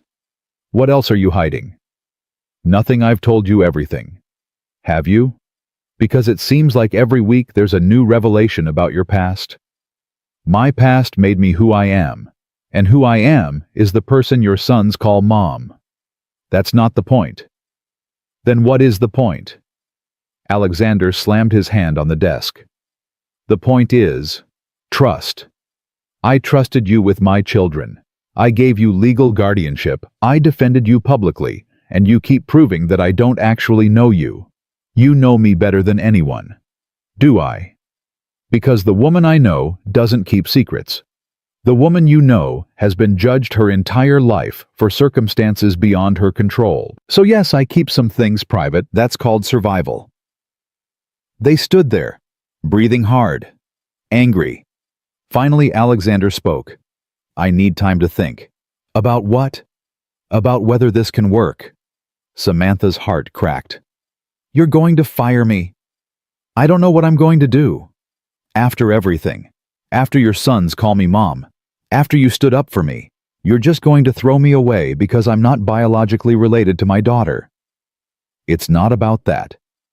"Yes, it is. It's always about that. People see adoption as less than, as fake, as not real. But my love for Ella is real. My love for Tommy, Max, and Leo is real. And if you can't see that, then maybe you don't know me at all." She turned to leave. "Samantha. Save it. I'll pack our things." She walked out. Behind her, Alexander sank into his chair, put his head in his hands. What was he doing? Upstairs, the children had heard everything. They stood outside Alexander's office, faces stricken. "Dad's going to fire her," Tommy whispered. "We can't let that happen," Max said. "What can we do?" Leo asked. "We're just kids."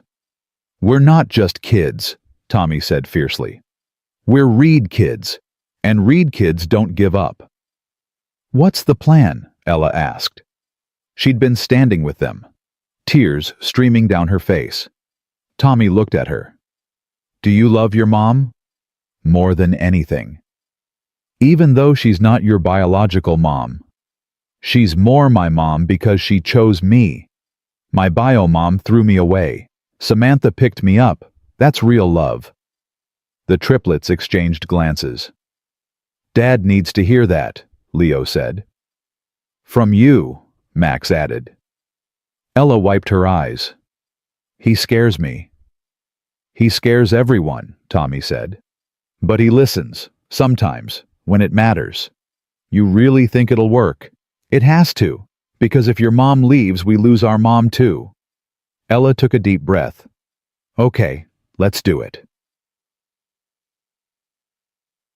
Alexander was still in his office when they walked in, all 4 children, united front. "Dad," Tommy said. "Not now." "Yes, now." Alexander looked up, saw their faces. "What?" Ella stepped forward, small but brave. "Mr. Reed, can I talk to you?" "Ella, this isn't—" "Please." Something in her voice stopped him. He nodded. She walked closer. "My biological mother didn't want me. She left me in a hospital when I was 3 days old. Nurses found me in a blanket. No note, nothing. Alexander's expression softened. My dad took me, raised me alone for 2 years. Then he met Samantha. She was 19. He asked her on a date. She said yes. Then he told her about me, about being a single dad. You know what she said? What? She said, when can I meet her? Not sorry, I don't date guys with kids. Not, that's too much responsibility. She wanted to meet me. Ella's voice cracked, but she pushed on. She showed up to that first meeting with a stuffed bunny. She sat on the floor with me, played blocks, made funny voices. And when my dad asked her out again, she said yes, but only if I could come. Alexander was listening now. Really listening. She married my dad when I was 2, adopted me when I was 3. And when he got sick, she worked 3 jobs to pay for his treatment. 3 jobs, Mr. Reed, while taking care of a dying husband and a 4-year-old kid who wasn't even biologically hers. Ella, Alexander started. I'm not done. When Dad died, she could have given me up. Social services offered. Said it would be easier. She was 22, broke, alone. She could have walked away, but she didn't. She kept me. Because she's my mom. Not because we share DNA. Because we share love. Tears ran down Ella's face. So when people say she's not my real mom, they're wrong. She's the only real mom I've ever had. And if you fire her because she's not biologically perfect, then you're wrong too. Silence. Tommy stepped up beside Ella. She's right. We know about fake family, Max added. We've had 27 nannies who were paid to care. None of them did. But she does, Leo finished. Not for money. For us. Alexander looked at his sons, at Ella, at these 4 children standing together. You rehearsed this, he said. No, Tommy said. We just all feel the same way. And what way is that? That family isn't about blood. It's about choice. Mom chose Ella. She chose us. And we choose her. Alexander's throat tightened. Even if the whole world judges her. Especially then, Ella said. Because that's what family does. They stand together when it's hard. Alexander stood up, walked around his desk, knelt down in front of Ella. You're right, he said softly. I'm sorry. You should tell her, not me. I will. But first I need to tell you something. Your mother is one of the bravest people I've ever met, and you're just like her. Ella's lip trembled. Really? Really? Now, where is she? Packing, Tommy said quietly. Alexander's eyes went wide. What? She's leaving. You told her to. I never... He stopped. Replayed the conversation. I said I needed time to think. That's adult code for, you're fired, Max said. It's not. Alexander ran for the stairs. He found Samantha in her room, suitcase open, throwing clothes inside. Samantha, stop. I'm giving you space to think. I don't need space. I need you to stop packing. Why? So you can fire me officially, save your breath. I'm not firing you. You said, I said I needed time to think. That's not the same as firing you. It felt the same. Alexander grabbed the suitcase, threw it on the floor. Clothes scattered. I was scared, okay? Samantha froze. What? Scared. Terrified. Completely out of my depth. He ran his hands through his hair. Every time I think I understand you, there's something new. Something that reminds me how little I actually know. And that scares me because He stopped. Because what? Because I'm falling for you. The words hung in the air. Samantha's breath caught. What? You heard me. I'm falling for you, Samantha. Have been for weeks. Maybe since that first day when you didn't run. Maybe when you got soaked by sprinklers and smiled. Maybe when you held my son during his fever and he called you Mom. I don't know when it started, but it's happening. And that terrifies me because the last woman I loved died, and it nearly killed me. Samantha couldn't move, couldn't breathe. So when I found out about Ella, Alexander continued, it wasn't about biology. It was about fear. Fear that I don't really know you. Fear that you'll leave. Fear that I'm setting myself up for another heartbreak. Alexander. But those kids downstairs, they just taught me something. They said family is about choice, about showing up, about love. He stepped closer. And you've shown up. Every single day. For them. For me. For even when it was hard. I'm not perfect, Samantha whispered. I don't need perfect. I need real. And you're the most real person I've ever met. I have baggage. So do I, a mansion full of it. I made mistakes. Who hasn't? I'm not. Her voice broke. I'm not from your world. I don't know how to be a billionaire's anything. Good. Because I don't need a billionaire's anything. I need Samantha. The woman who makes my sons laugh. Who turned this museum into a home. Who fights for what matters. He took her hands. I need you. Tears spilled down her cheeks. This is crazy. Probably. People will talk. Let them. I'm scared too, she admitted. Then we'll be scared together. What about the article, the judgment? I'll handle it. Same way I handled the last one, by telling the truth. He squeezed her hands. Ella's story is beautiful, not shameful, and anyone who doesn't see that can go to hell. Samantha laughed through her tears. You can't say that at a press conference. Watch me. She looked at him, really looked, saw the fear in his eyes, the hope, the love. I'm falling for you too, she whispered. Yeah. I tried not to. Told myself it was just a job, just temporary. But somewhere along the way you became important. Important.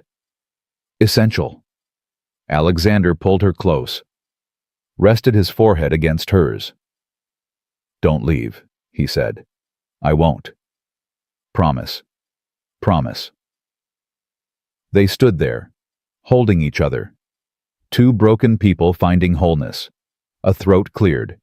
They turned. All four kids stood in the doorway, grinning. Gross, Ella said. You guys are being mushy. Very mushy, Max agreed. Disgustingly mushy, Leo added. But Tommy just smiled. Does this mean she's staying?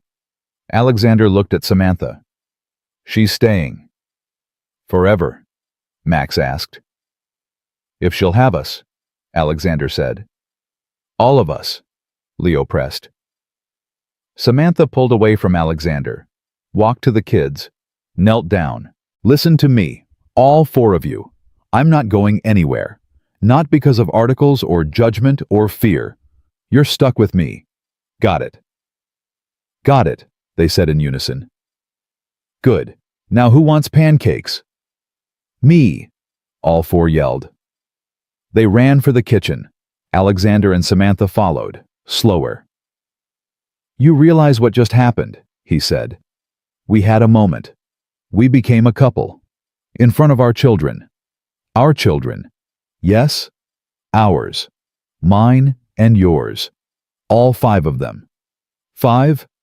Alexander grinned. You, me, Tommy, Max, Leo, Ella. That's 6 total. 5 kids if we're counting. You're counting me as a kid. You're younger than me. It counts. She shoved him playfully. He caught her hand, kissed it. I'm serious though, he said. This is real, you and me, this family. I'm all in. So am I. Even when it's hard. Especially then. They walked into the kitchen to find complete chaos. Flour everywhere. The kids had decided to make pancakes themselves. Ella was covered head to toe. Tommy had batter in his hair. Max was eating raw eggs. Leo was trying to read a recipe book while standing on a chair. Rosa stood in the corner, arms crossed, trying not to laugh. "Should we stop them?" Samantha asked. "Probably," Alexander said. Neither moved. "They're happy," Samantha said. "They're disasters. Happy disasters. The best kind." They watched their children destroy the kitchen and smiled. Because this was family, messy, loud, imperfect, real, and neither would change a single thing. That afternoon, Alexander held another press conference. This time, Samantha stood beside him. Cameras flashed. Reporters shouted questions. Alexander raised his hand. Silence fell. "I'm here to address recent articles about Samantha Hayes and her daughter Ella. Articles that attempted to paint adoption as something less than biological parenthood." He paused. Let that sink in. Ella Hayes was adopted by Samantha when she was 3 years old. Samantha was 21. She chose to become a mother to a child who wasn't biologically hers, and she has loved that child, provided for that child, and protected that child for 7 years. A reporter shouted, "Don't you think the public has a right to know?" "The public has a right to nothing," Alexander said coldly. "Samantha Hayes' past is her own. Her choices are her own. And her love for her daughter is none of your business." "But she's working in your home." "She's not working in my home. She's family. There's a difference." "Are you saying—" "I'm saying exactly what I mean. Samantha Hayes is family. Her daughter is family. And anyone who has a problem with that can write whatever they want. We won't be reading it." He stepped back from the microphone. Samantha stepped forward. The room went silent. "I'm Samantha Hayes," she said, voice steady. "And yes, I adopted my daughter. Yes, I was arrested 5 years ago for shoplifting. Yes, I've made mistakes. But I'm not ashamed. Because everything I did to survive, to protect my child, to give her a life." She looked directly at the cameras. "To everyone who's been judged for their past, who's been called less than, because you're not perfect, I want you to know something. Your worth isn't determined by your mistakes. It's determined by what you do after, how you rise, how you fight, how you love." Her voice strengthened. "I've been called a criminal, a fraud, a charity case. And you know what? I don't care. Because the people who matter, the 4 children I love, the man standing beside me, the family we're building, they know the truth. And that's enough." She stepped back. The reporters erupted, questions flying. Alexander took Samantha's hand, led her away. Behind the building, out of sight, he turned to her. "You were magnificent." "I was terrified." "Couldn't tell." "I'm shaking." He pulled her close. "You just told the whole world to go to hell, politely. It was perfect." She laughed. "Your PR team is going to kill us." "Let them try." They drove home together, hand in hand. When they walked through the front door, the kids tackled them. "You were on TV," Ella shrieked. "We watched," Max added. "You were so cool," Tommy said. "Very cool," Leo agreed. Rosa appeared with coffee, handed a cup to Alexander, another to Samantha. "You did good," she said simply. High praise from Rosa. Mr. Grayson approached, stiff as always. "Miss Hayes," he said formally. "Mr. Grayson, I owe you an apology. I misjudged you. That was unfair." Samantha blinked. Mr. Grayson didn't apologize. Ever. "Thank you," she managed.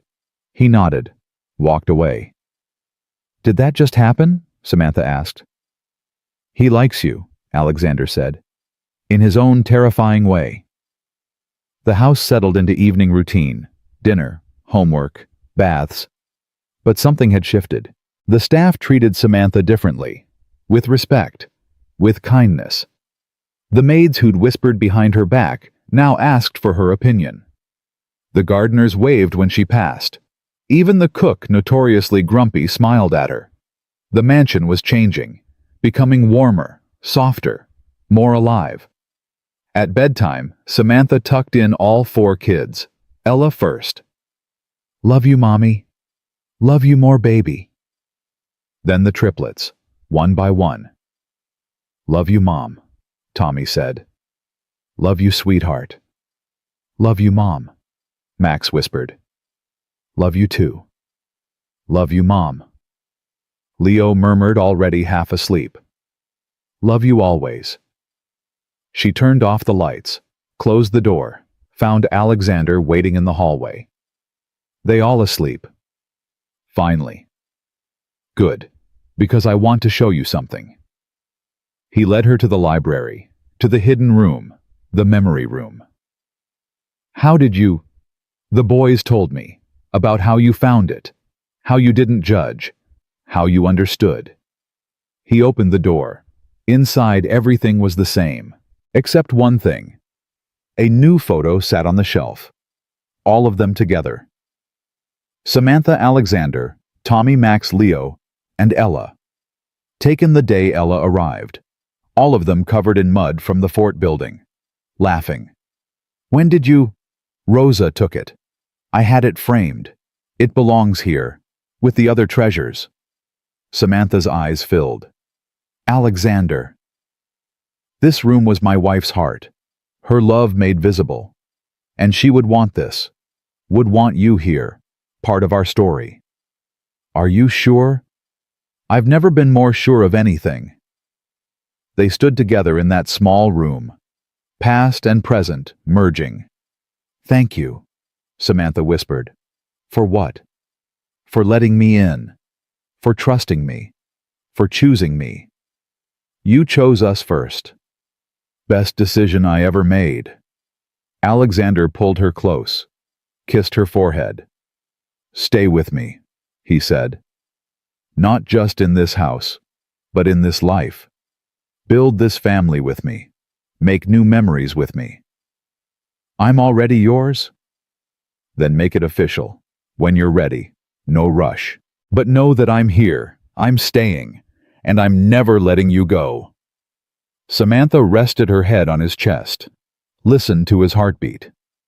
Outside that room, the mansion hummed with life.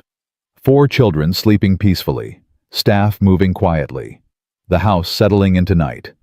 And for the first time in years, it felt like home. Not because of the marble or the chandeliers or the wealth, but because of the love, the messy, imperfect, chosen love, the kind that lasts, the kind that heals, the kind that makes a house into a home. And Samantha knew, standing there in Alexander's arms, that she'd found what she'd been searching for. Not just a job, not just security, but belonging. True, deep, unshakable belonging. And she was never letting it go. 2 weeks passed in fragile peace. The mansion settled into a rhythm. Mornings were chaos with 4 kids fighting over the bathroom. Afternoons were homework battles. Evenings were family dinners where everyone actually talked.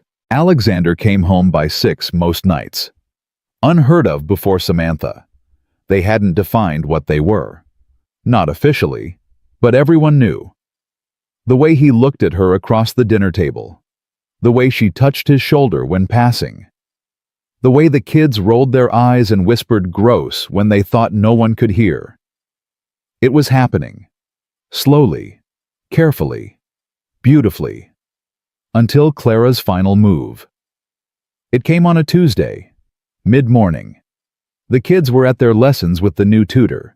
Samantha was in the garden with Alexander planning Ella's upcoming birthday party. "She wants a princess theme," Samantha said. "But not the typical pink everything." "What kind of princess?" "Warrior princess. She wants swords and capes and a dragon cake." Alexander laughed. "That's very her. I was thinking we could—" His phone rang. Private number. "Read," he answered. His face went white. "What, when? How did you—" He listened. Then, "Don't do anything. I'll handle it." He hung up, looked at Samantha. "That was my lawyer. Someone filed a complaint with Child Protective Services." Samantha's blood ran cold. "What kind of complaint?" alleging that you're an unfit guardian, citing your criminal record, the adoption controversy, claiming you're manipulating me for money and endangering the children. That's insane. It's Clara. Has to be. My lawyer traced the complaint back to an anonymous tip, but the details match everything she knows. Can they take the kids? They can investigate. And if they find any credibility to the claims... He didn't finish. Samantha sat down hard. After everything, she's still trying to destroy me. She's trying to destroy us. All of us. What do? We fight. But Samantha? This is serious. CPS doesn't mess around. They'll interview the children, inspect the house, dig into everything. The kids will be terrified. I know. We have to tell them. Not yet. Let me talk to my lawyer first. Figure out our options. But before he could make another call, Mr. Grayson appeared. Sir, there are 2 people here from Child Protective Services. They have a warrant to inspect the premises and speak with the children. Alexander stood. They're here now. Yes, sir. Samantha's hands shook. Alexander. Stay calm. We've done nothing wrong. They'll see that. But doubt flickered in his eyes. The CPS workers were professional, cold, efficient. A woman named Ms. Patterson and a man named Mr. Diaz. We need to speak with each child separately, Ms. Patterson said. Standard procedure. Absolutely not, Alexander said. They're 9 and 7 years old. They'll be frightened. Which is why we're trained in child psychology. Mr. Reed, you can refuse, but that will look poorly in our report. Alexander's jaw clenched. Fine, but I want to be present. That's not how this works. Then my lawyer will be. Your lawyer isn't their guardian. Miss Hayes is. Ms. Patterson turned to Samantha. Will you allow us to speak with the children? Every instinct screamed to say no, but refusing would only make things worse. Yes, Samantha said quietly, but please be gentle. They've been through a lot. We'll do our job, ma'am. They brought Tommy in first. He looked small in the big library chair, scared. Tommy, I'm Ms. Patterson. I just want to ask you some questions. You're not in trouble, okay? Okay. How do you like living here? It's my home. I've always lived here. And how do you feel about Miss Hayes? Tommy's chin lifted. She's my mom. Your mother passed away 2 years ago. I know that. I still have a mom, just a different one now. Ms. Patterson wrote something down. Does Miss Hayes ever hurt you? What? No. Ever yell at you? Punish you unfairly? She disciplines us when we mess up. That's what moms do. Has she ever hit you? Tommy's eyes went wide. Never. She doesn't believe in hitting. She says there are better ways to teach. What about your father? Is he around much? More now, because of Mom. She made him come home more. So she controls him. No, she reminds him that we exist, that we need him. Ms. Patterson made more notes. Thank you, Tommy. You can go. Tommy stood up, paused at the door. Miss Hayes is the best thing that ever happened to this family. If you take her away, we'll never forgive you. He left. Max was next, then Leo, then Ella. Each interview lasted 20 minutes. Each child defended Samantha fiercely, but Samantha knew how these things worked. CPS wasn't looking for love. They were looking for red flags, and her past was full of them.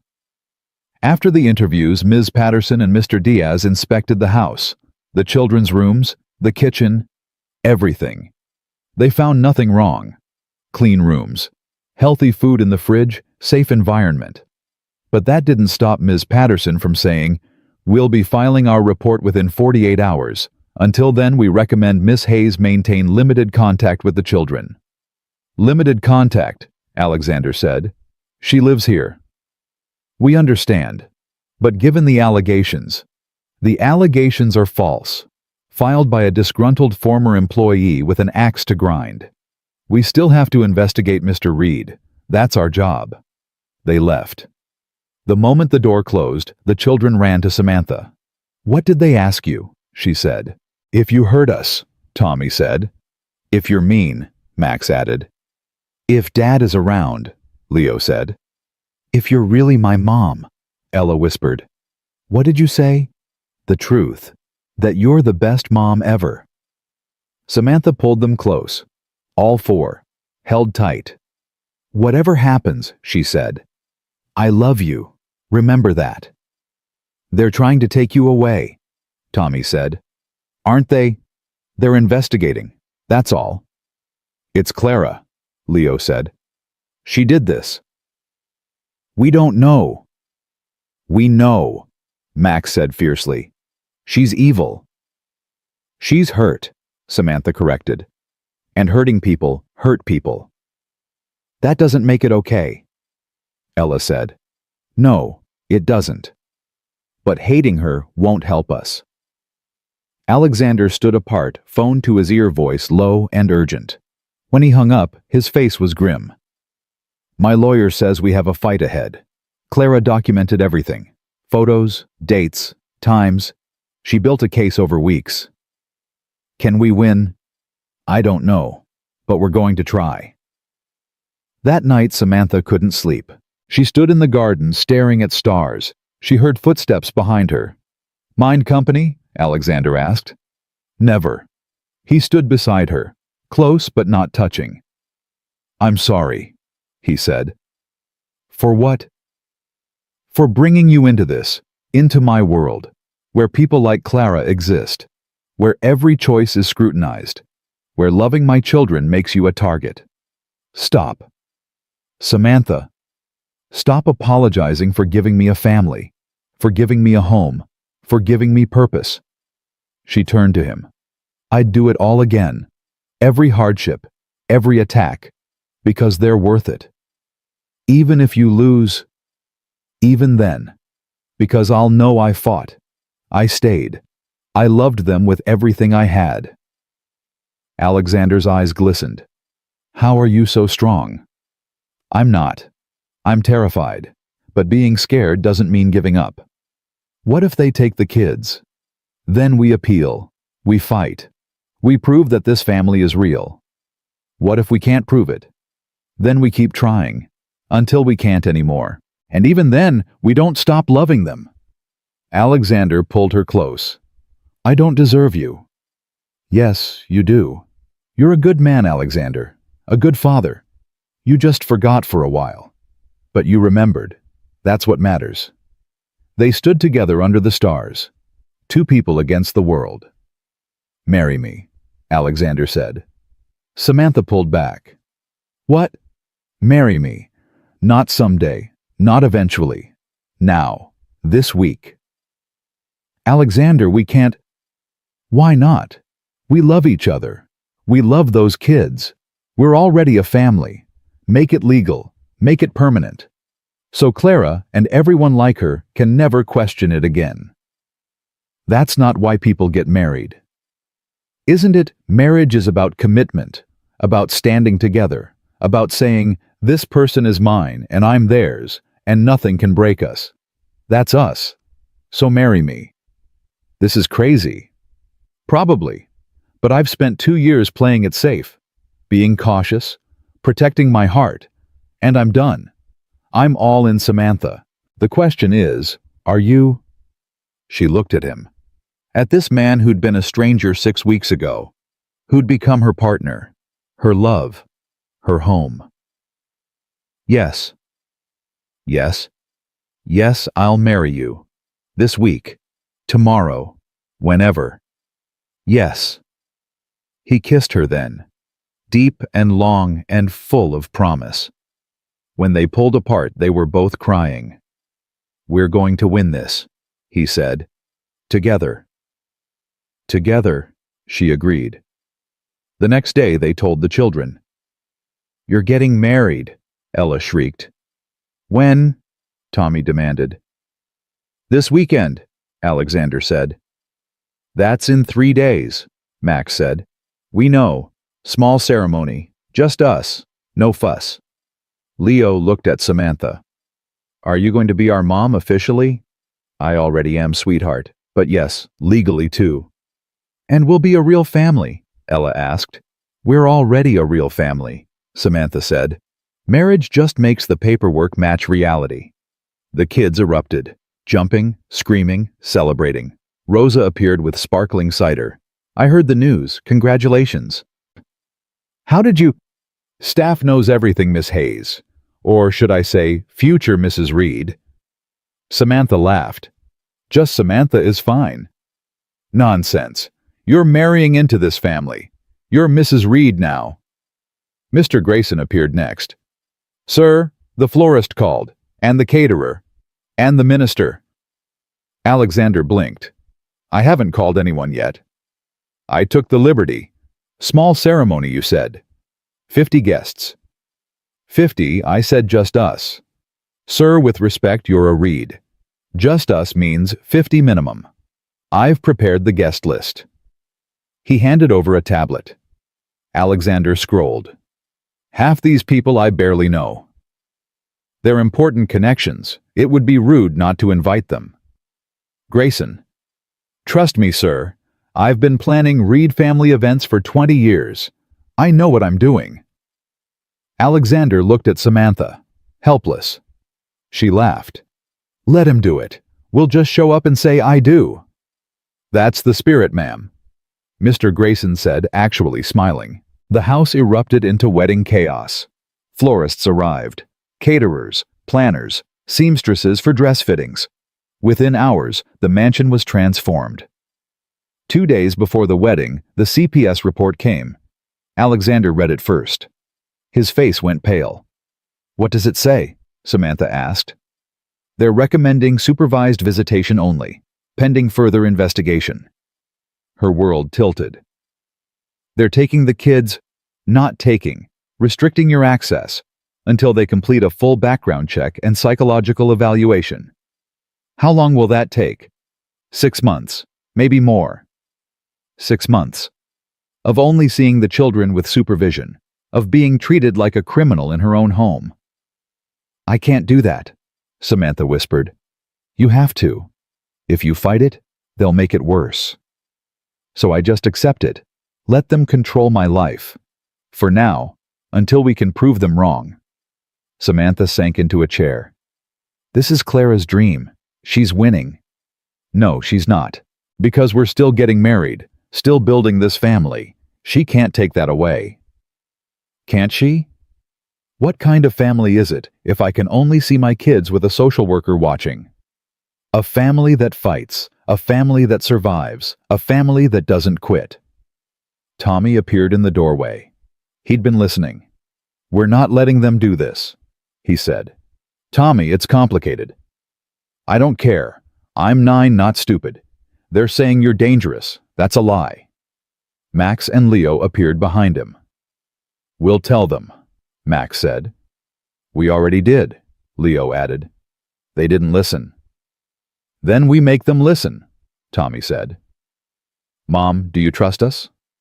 Of course. Then trust us to fix this. Before anyone could stop them, the 3 boys ran. Where are they going? Alexander demanded. They found out 10 minutes later. The boys had called a press conference on the front lawn, using Alexander's personal phone to contact the media. By the time Alexander and Samantha got outside, 15 reporters were already there. Cameras, microphones, chaos. Tommy stood on the front steps, Max and Leo flanking him. We have a statement, Tommy said, voice loud and clear. Tommy, get inside, Alexander hissed. No, Dad, they need to hear this. A reporter called out, Tommy Reed, is it true your father's girlfriend is being investigated by CPS? She's not his girlfriend, she's our mom. And yes, CPS is investigating, because someone lied. Who lied? A woman named Clara. She used to work here. We fired her. So she made up stories to hurt our family. Cameras clicked frantically. Are the allegations true? Another reporter asked. No, all 3 boys said together. Max stepped forward. Our mom never hurt us, never yelled, never did anything wrong. She just loved us, and someone is trying to punish her for it. Leo adjusted his glasses. CPS says she can only see us with supervision now. That's stupid. She lives here. She's our guardian. She's getting married to our dad this weekend. How can you supervise someone who's family? The reporters went wild, questions flying. You're getting married. When? Is this a publicity stunt? Alexander stepped forward, put his hands on his son's shoulders. Yes, we're getting married. This weekend. Because we're a family. And nothing, not allegations, not investigations, not hatred from small people will change that. He looked directly at the cameras. Clara, if you're watching, you failed. You tried to break us. You didn't. You tried to take away the woman we love. You can't. Because love isn't something you can file a complaint against. It's not something you can investigate away. It's real. It's permanent. And it's ours. Samantha stood behind them, tears streaming, heart bursting. Any final words, Mr. Reed? A reporter called. Alexander turned, pulled Samantha forward. Yeah, I have one thing to say. He took her hands, right there, in front of everyone.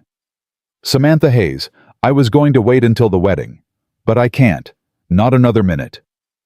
He dropped to one knee. Samantha gasped.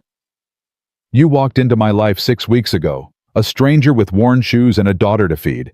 And you changed everything. You made my sons laugh. You made this house a home. You made me remember what living feels like. His voice cracked. I don't have a ring yet. I don't have a romantic speech prepared. But I have this. A promise. To stand with you. To fight for you. To love you every single day. For the rest of my life. The boys were crying now. So will you marry me officially publicly, so the whole world knows you're mine and I'm yours? Samantha pulled him up, kissed him. Yes, she said against his lips. Yes. Always yes. The reporters exploded. Cameras flashing, questions screaming. But Samantha only heard 4 voices. Mom! The children tackled them. All 4. One giant hug on the front lawn, and somewhere in a cheap apartment across town, Clara watched the news.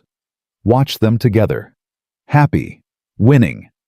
And for the first time she felt something other than rage. Regret. She'd lost everything trying to destroy someone who'd done nothing to her. And they'd won by simply loving each other. She turned off the TV. Tomorrow she'd make one final call. But not to a tabloid. Not to CPS. To Alexander. To apologize. To stop. To surrender. The wedding day arrived. Small ceremony. 50 guests. The garden transformed with white flowers. Ella was flower girl. The triplets were best men. All 4 wore matching outfits and matching grins. Samantha wore a simple white dress. Nothing fancy. Just beautiful. Alexander wore a suit, but his face wore pure joy. The minister spoke about love, about family, about choosing each other. When it came time for vows, Alexander went first. Samantha, 6 weeks ago I was a ghost, going through motions, pretending to live. Then you walked in and reminded me what life was, what family meant, what love felt like. His voice shook. You didn't just save my sons, you saved me, and I promise to spend the rest of my life proving I'm worth saving too. Samantha's turn. Alexander, I came here desperate, broke, afraid, looking for a job. I found a home. I found children who needed me. I found you. And I found myself. She looked at the kids. Tommy, Max, Leo, Ella. You're my heart, all 4 of you. This marriage isn't just about me and your dad. It's about us. All 6 of us. One family. Forever. I now pronounce you husband and wife, the minister said. They kissed. The garden erupted in applause. The children cheered loudest. The reception was perfect. Music. dancing, cake. At one point, Alexander pulled Samantha aside. "My lawyer called. CPS is dropping the investigation." "What, why?" Clara recanted. "Called them this morning. Admitted she made it up. Apologized. The case is closed." Samantha couldn't speak. "It's over," Alexander said. "Really over. No more supervision. No more investigations. You're free." She actually apologized. More than that, she left a message. "For you." He handed her his phone. Samantha played it. Clara's voice small and broken. "Miss Hayes, I don't expect forgiveness. I don't deserve it. But I need you to know I'm sorry. You didn't do anything to me. I was just angry. At life, at myself, at everyone who seemed happy when I wasn't. And I took it out on you. That was wrong. I've withdrawn the complaint. The investigation is over. I hope you and those kids have a beautiful life. You deserve it. I'm sorry." The message ended. Samantha handed back the phone. "Are you okay?" Alexander asked. "Yeah, I think I am." "Do you forgive her?" "I don't know yet, but I'm grateful she stopped. That's enough for now." "You're a better person than me." "No. I just understand what desperation looks like. I've been there." He pulled her close. "I love you." "I love you too." They danced, surrounded by family, friends, staff who'd become family. At the end of the night, after the guests left, the six of them sat in the garden. Kids in pajamas, adults exhausted, everyone happy. "Best day ever," Ella declared. "Agreed," Max said. "Top 5 at least," Tommy added. "Top 3, Leo corrected. "What are the other two?" Samantha asked. "The day you came," Tommy said, "and the day you stayed." Samantha's heart overflowed. Alexander stood, raised his glass of sparkling cider. "To family, the one we're born with and the one we choose, to second chances, to love that doesn't quit, and to this woman," he looked at Samantha, "who taught us all what home means." "To Mom," the kids shouted. They clinked glasses, drank, laughed, and as stars came out above them, Samantha realized something. She'd come here looking for survival. She'd found life. Real, messy, beautiful life. The kind that could not be bought, or faked, or forced. The kind built on truth, on choice, on love. "What are you thinking?" Alexander asked softly. "That I'm home."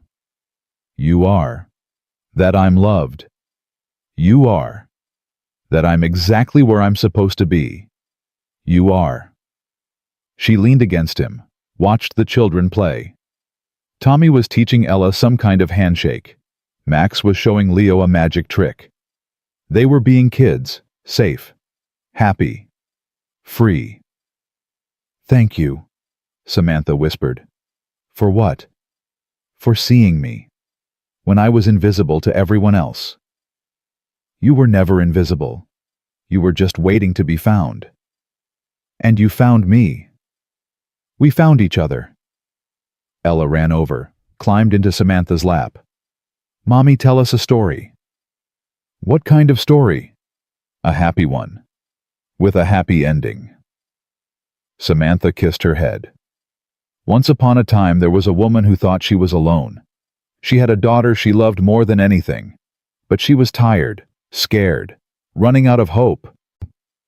The boys gathered close, listening.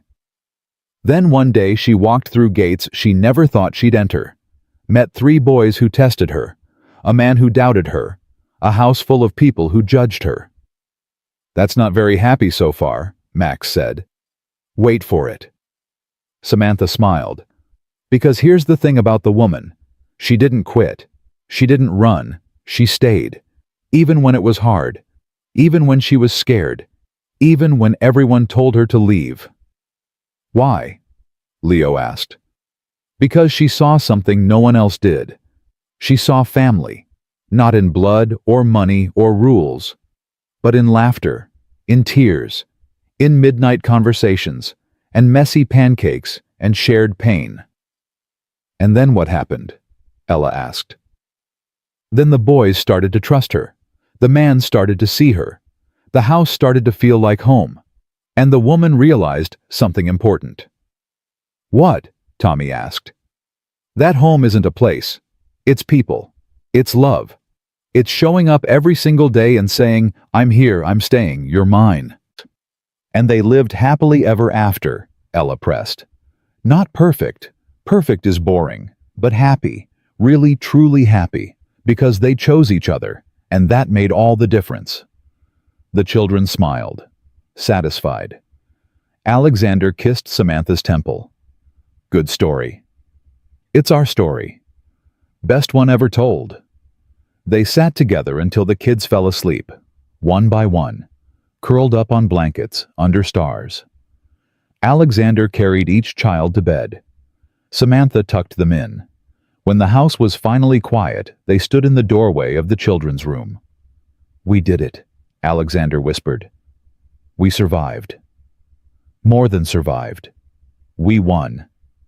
What did we win? Everything that matters. Love, family, home, second chances. Samantha leaned against him. I love you, Alexander Reed. I love you, Samantha Reed. They walked to their own room, their first night as husband and wife. And as Samantha fell asleep in Alexander's arms, she thought about the woman she'd been 6 weeks ago. Desperate, alone, defeated. And the woman she was now, loved, chosen, home. She'd come for survival. She'd found life. And that made all the difference. The next morning, Samantha woke early, made coffee, sat in the kitchen. Rosa found her there. Morning, Mrs. Reed. Just Samantha? Mrs. Reed, Rosa insisted. You earned it. Samantha smiled. I guess I did. The kids will be up soon, demanding pancakes. Let them. We have all the time in the world. You do now. You really do. The children thundered down the stairs, still in pajamas, hair messy, eyes bright. Mom. Pancakes. Can we have chocolate chips? Can Ella be in charge of flipping? Absolutely not, she burns everything. The kitchen filled with noise, chaos, life. Alexander appeared, kissed Samantha, stole her coffee. Hey, married people share. That's not how it works. It is now. And they laughed. All of them. Together. This was family. Not perfect, not quiet, not traditional, but real, and chosen, and theirs. And for everyone watching at home, everyone who'd followed this story from the beginning, Samantha had one final message. She looked at the camera in her mind, at all the people who'd doubted her, who'd judged her, who'd tried to break her. And she said, to everyone who's ever been told you're not enough, that your past defines you, that you don't deserve love or second chances, I'm here to tell you something. You are enough. Your past is just that, the past. And you deserve every good thing that comes your way. Don't let anyone convince you otherwise. Keep showing up. Keep fighting. Keep loving. Even when it's hard. Especially when it's hard. Because the truth will catch up. Love will win. And home will find you. Steady and sure. Like a sunrise you didn't see coming. But it's coming. Trust me. It's coming. And when it arrives, hold on tight. Because it's everything. The story ends there. In that kitchen. With that family. With that love. Not because everything's perfect, but because they're together. And together is enough. Always has been. Always will be.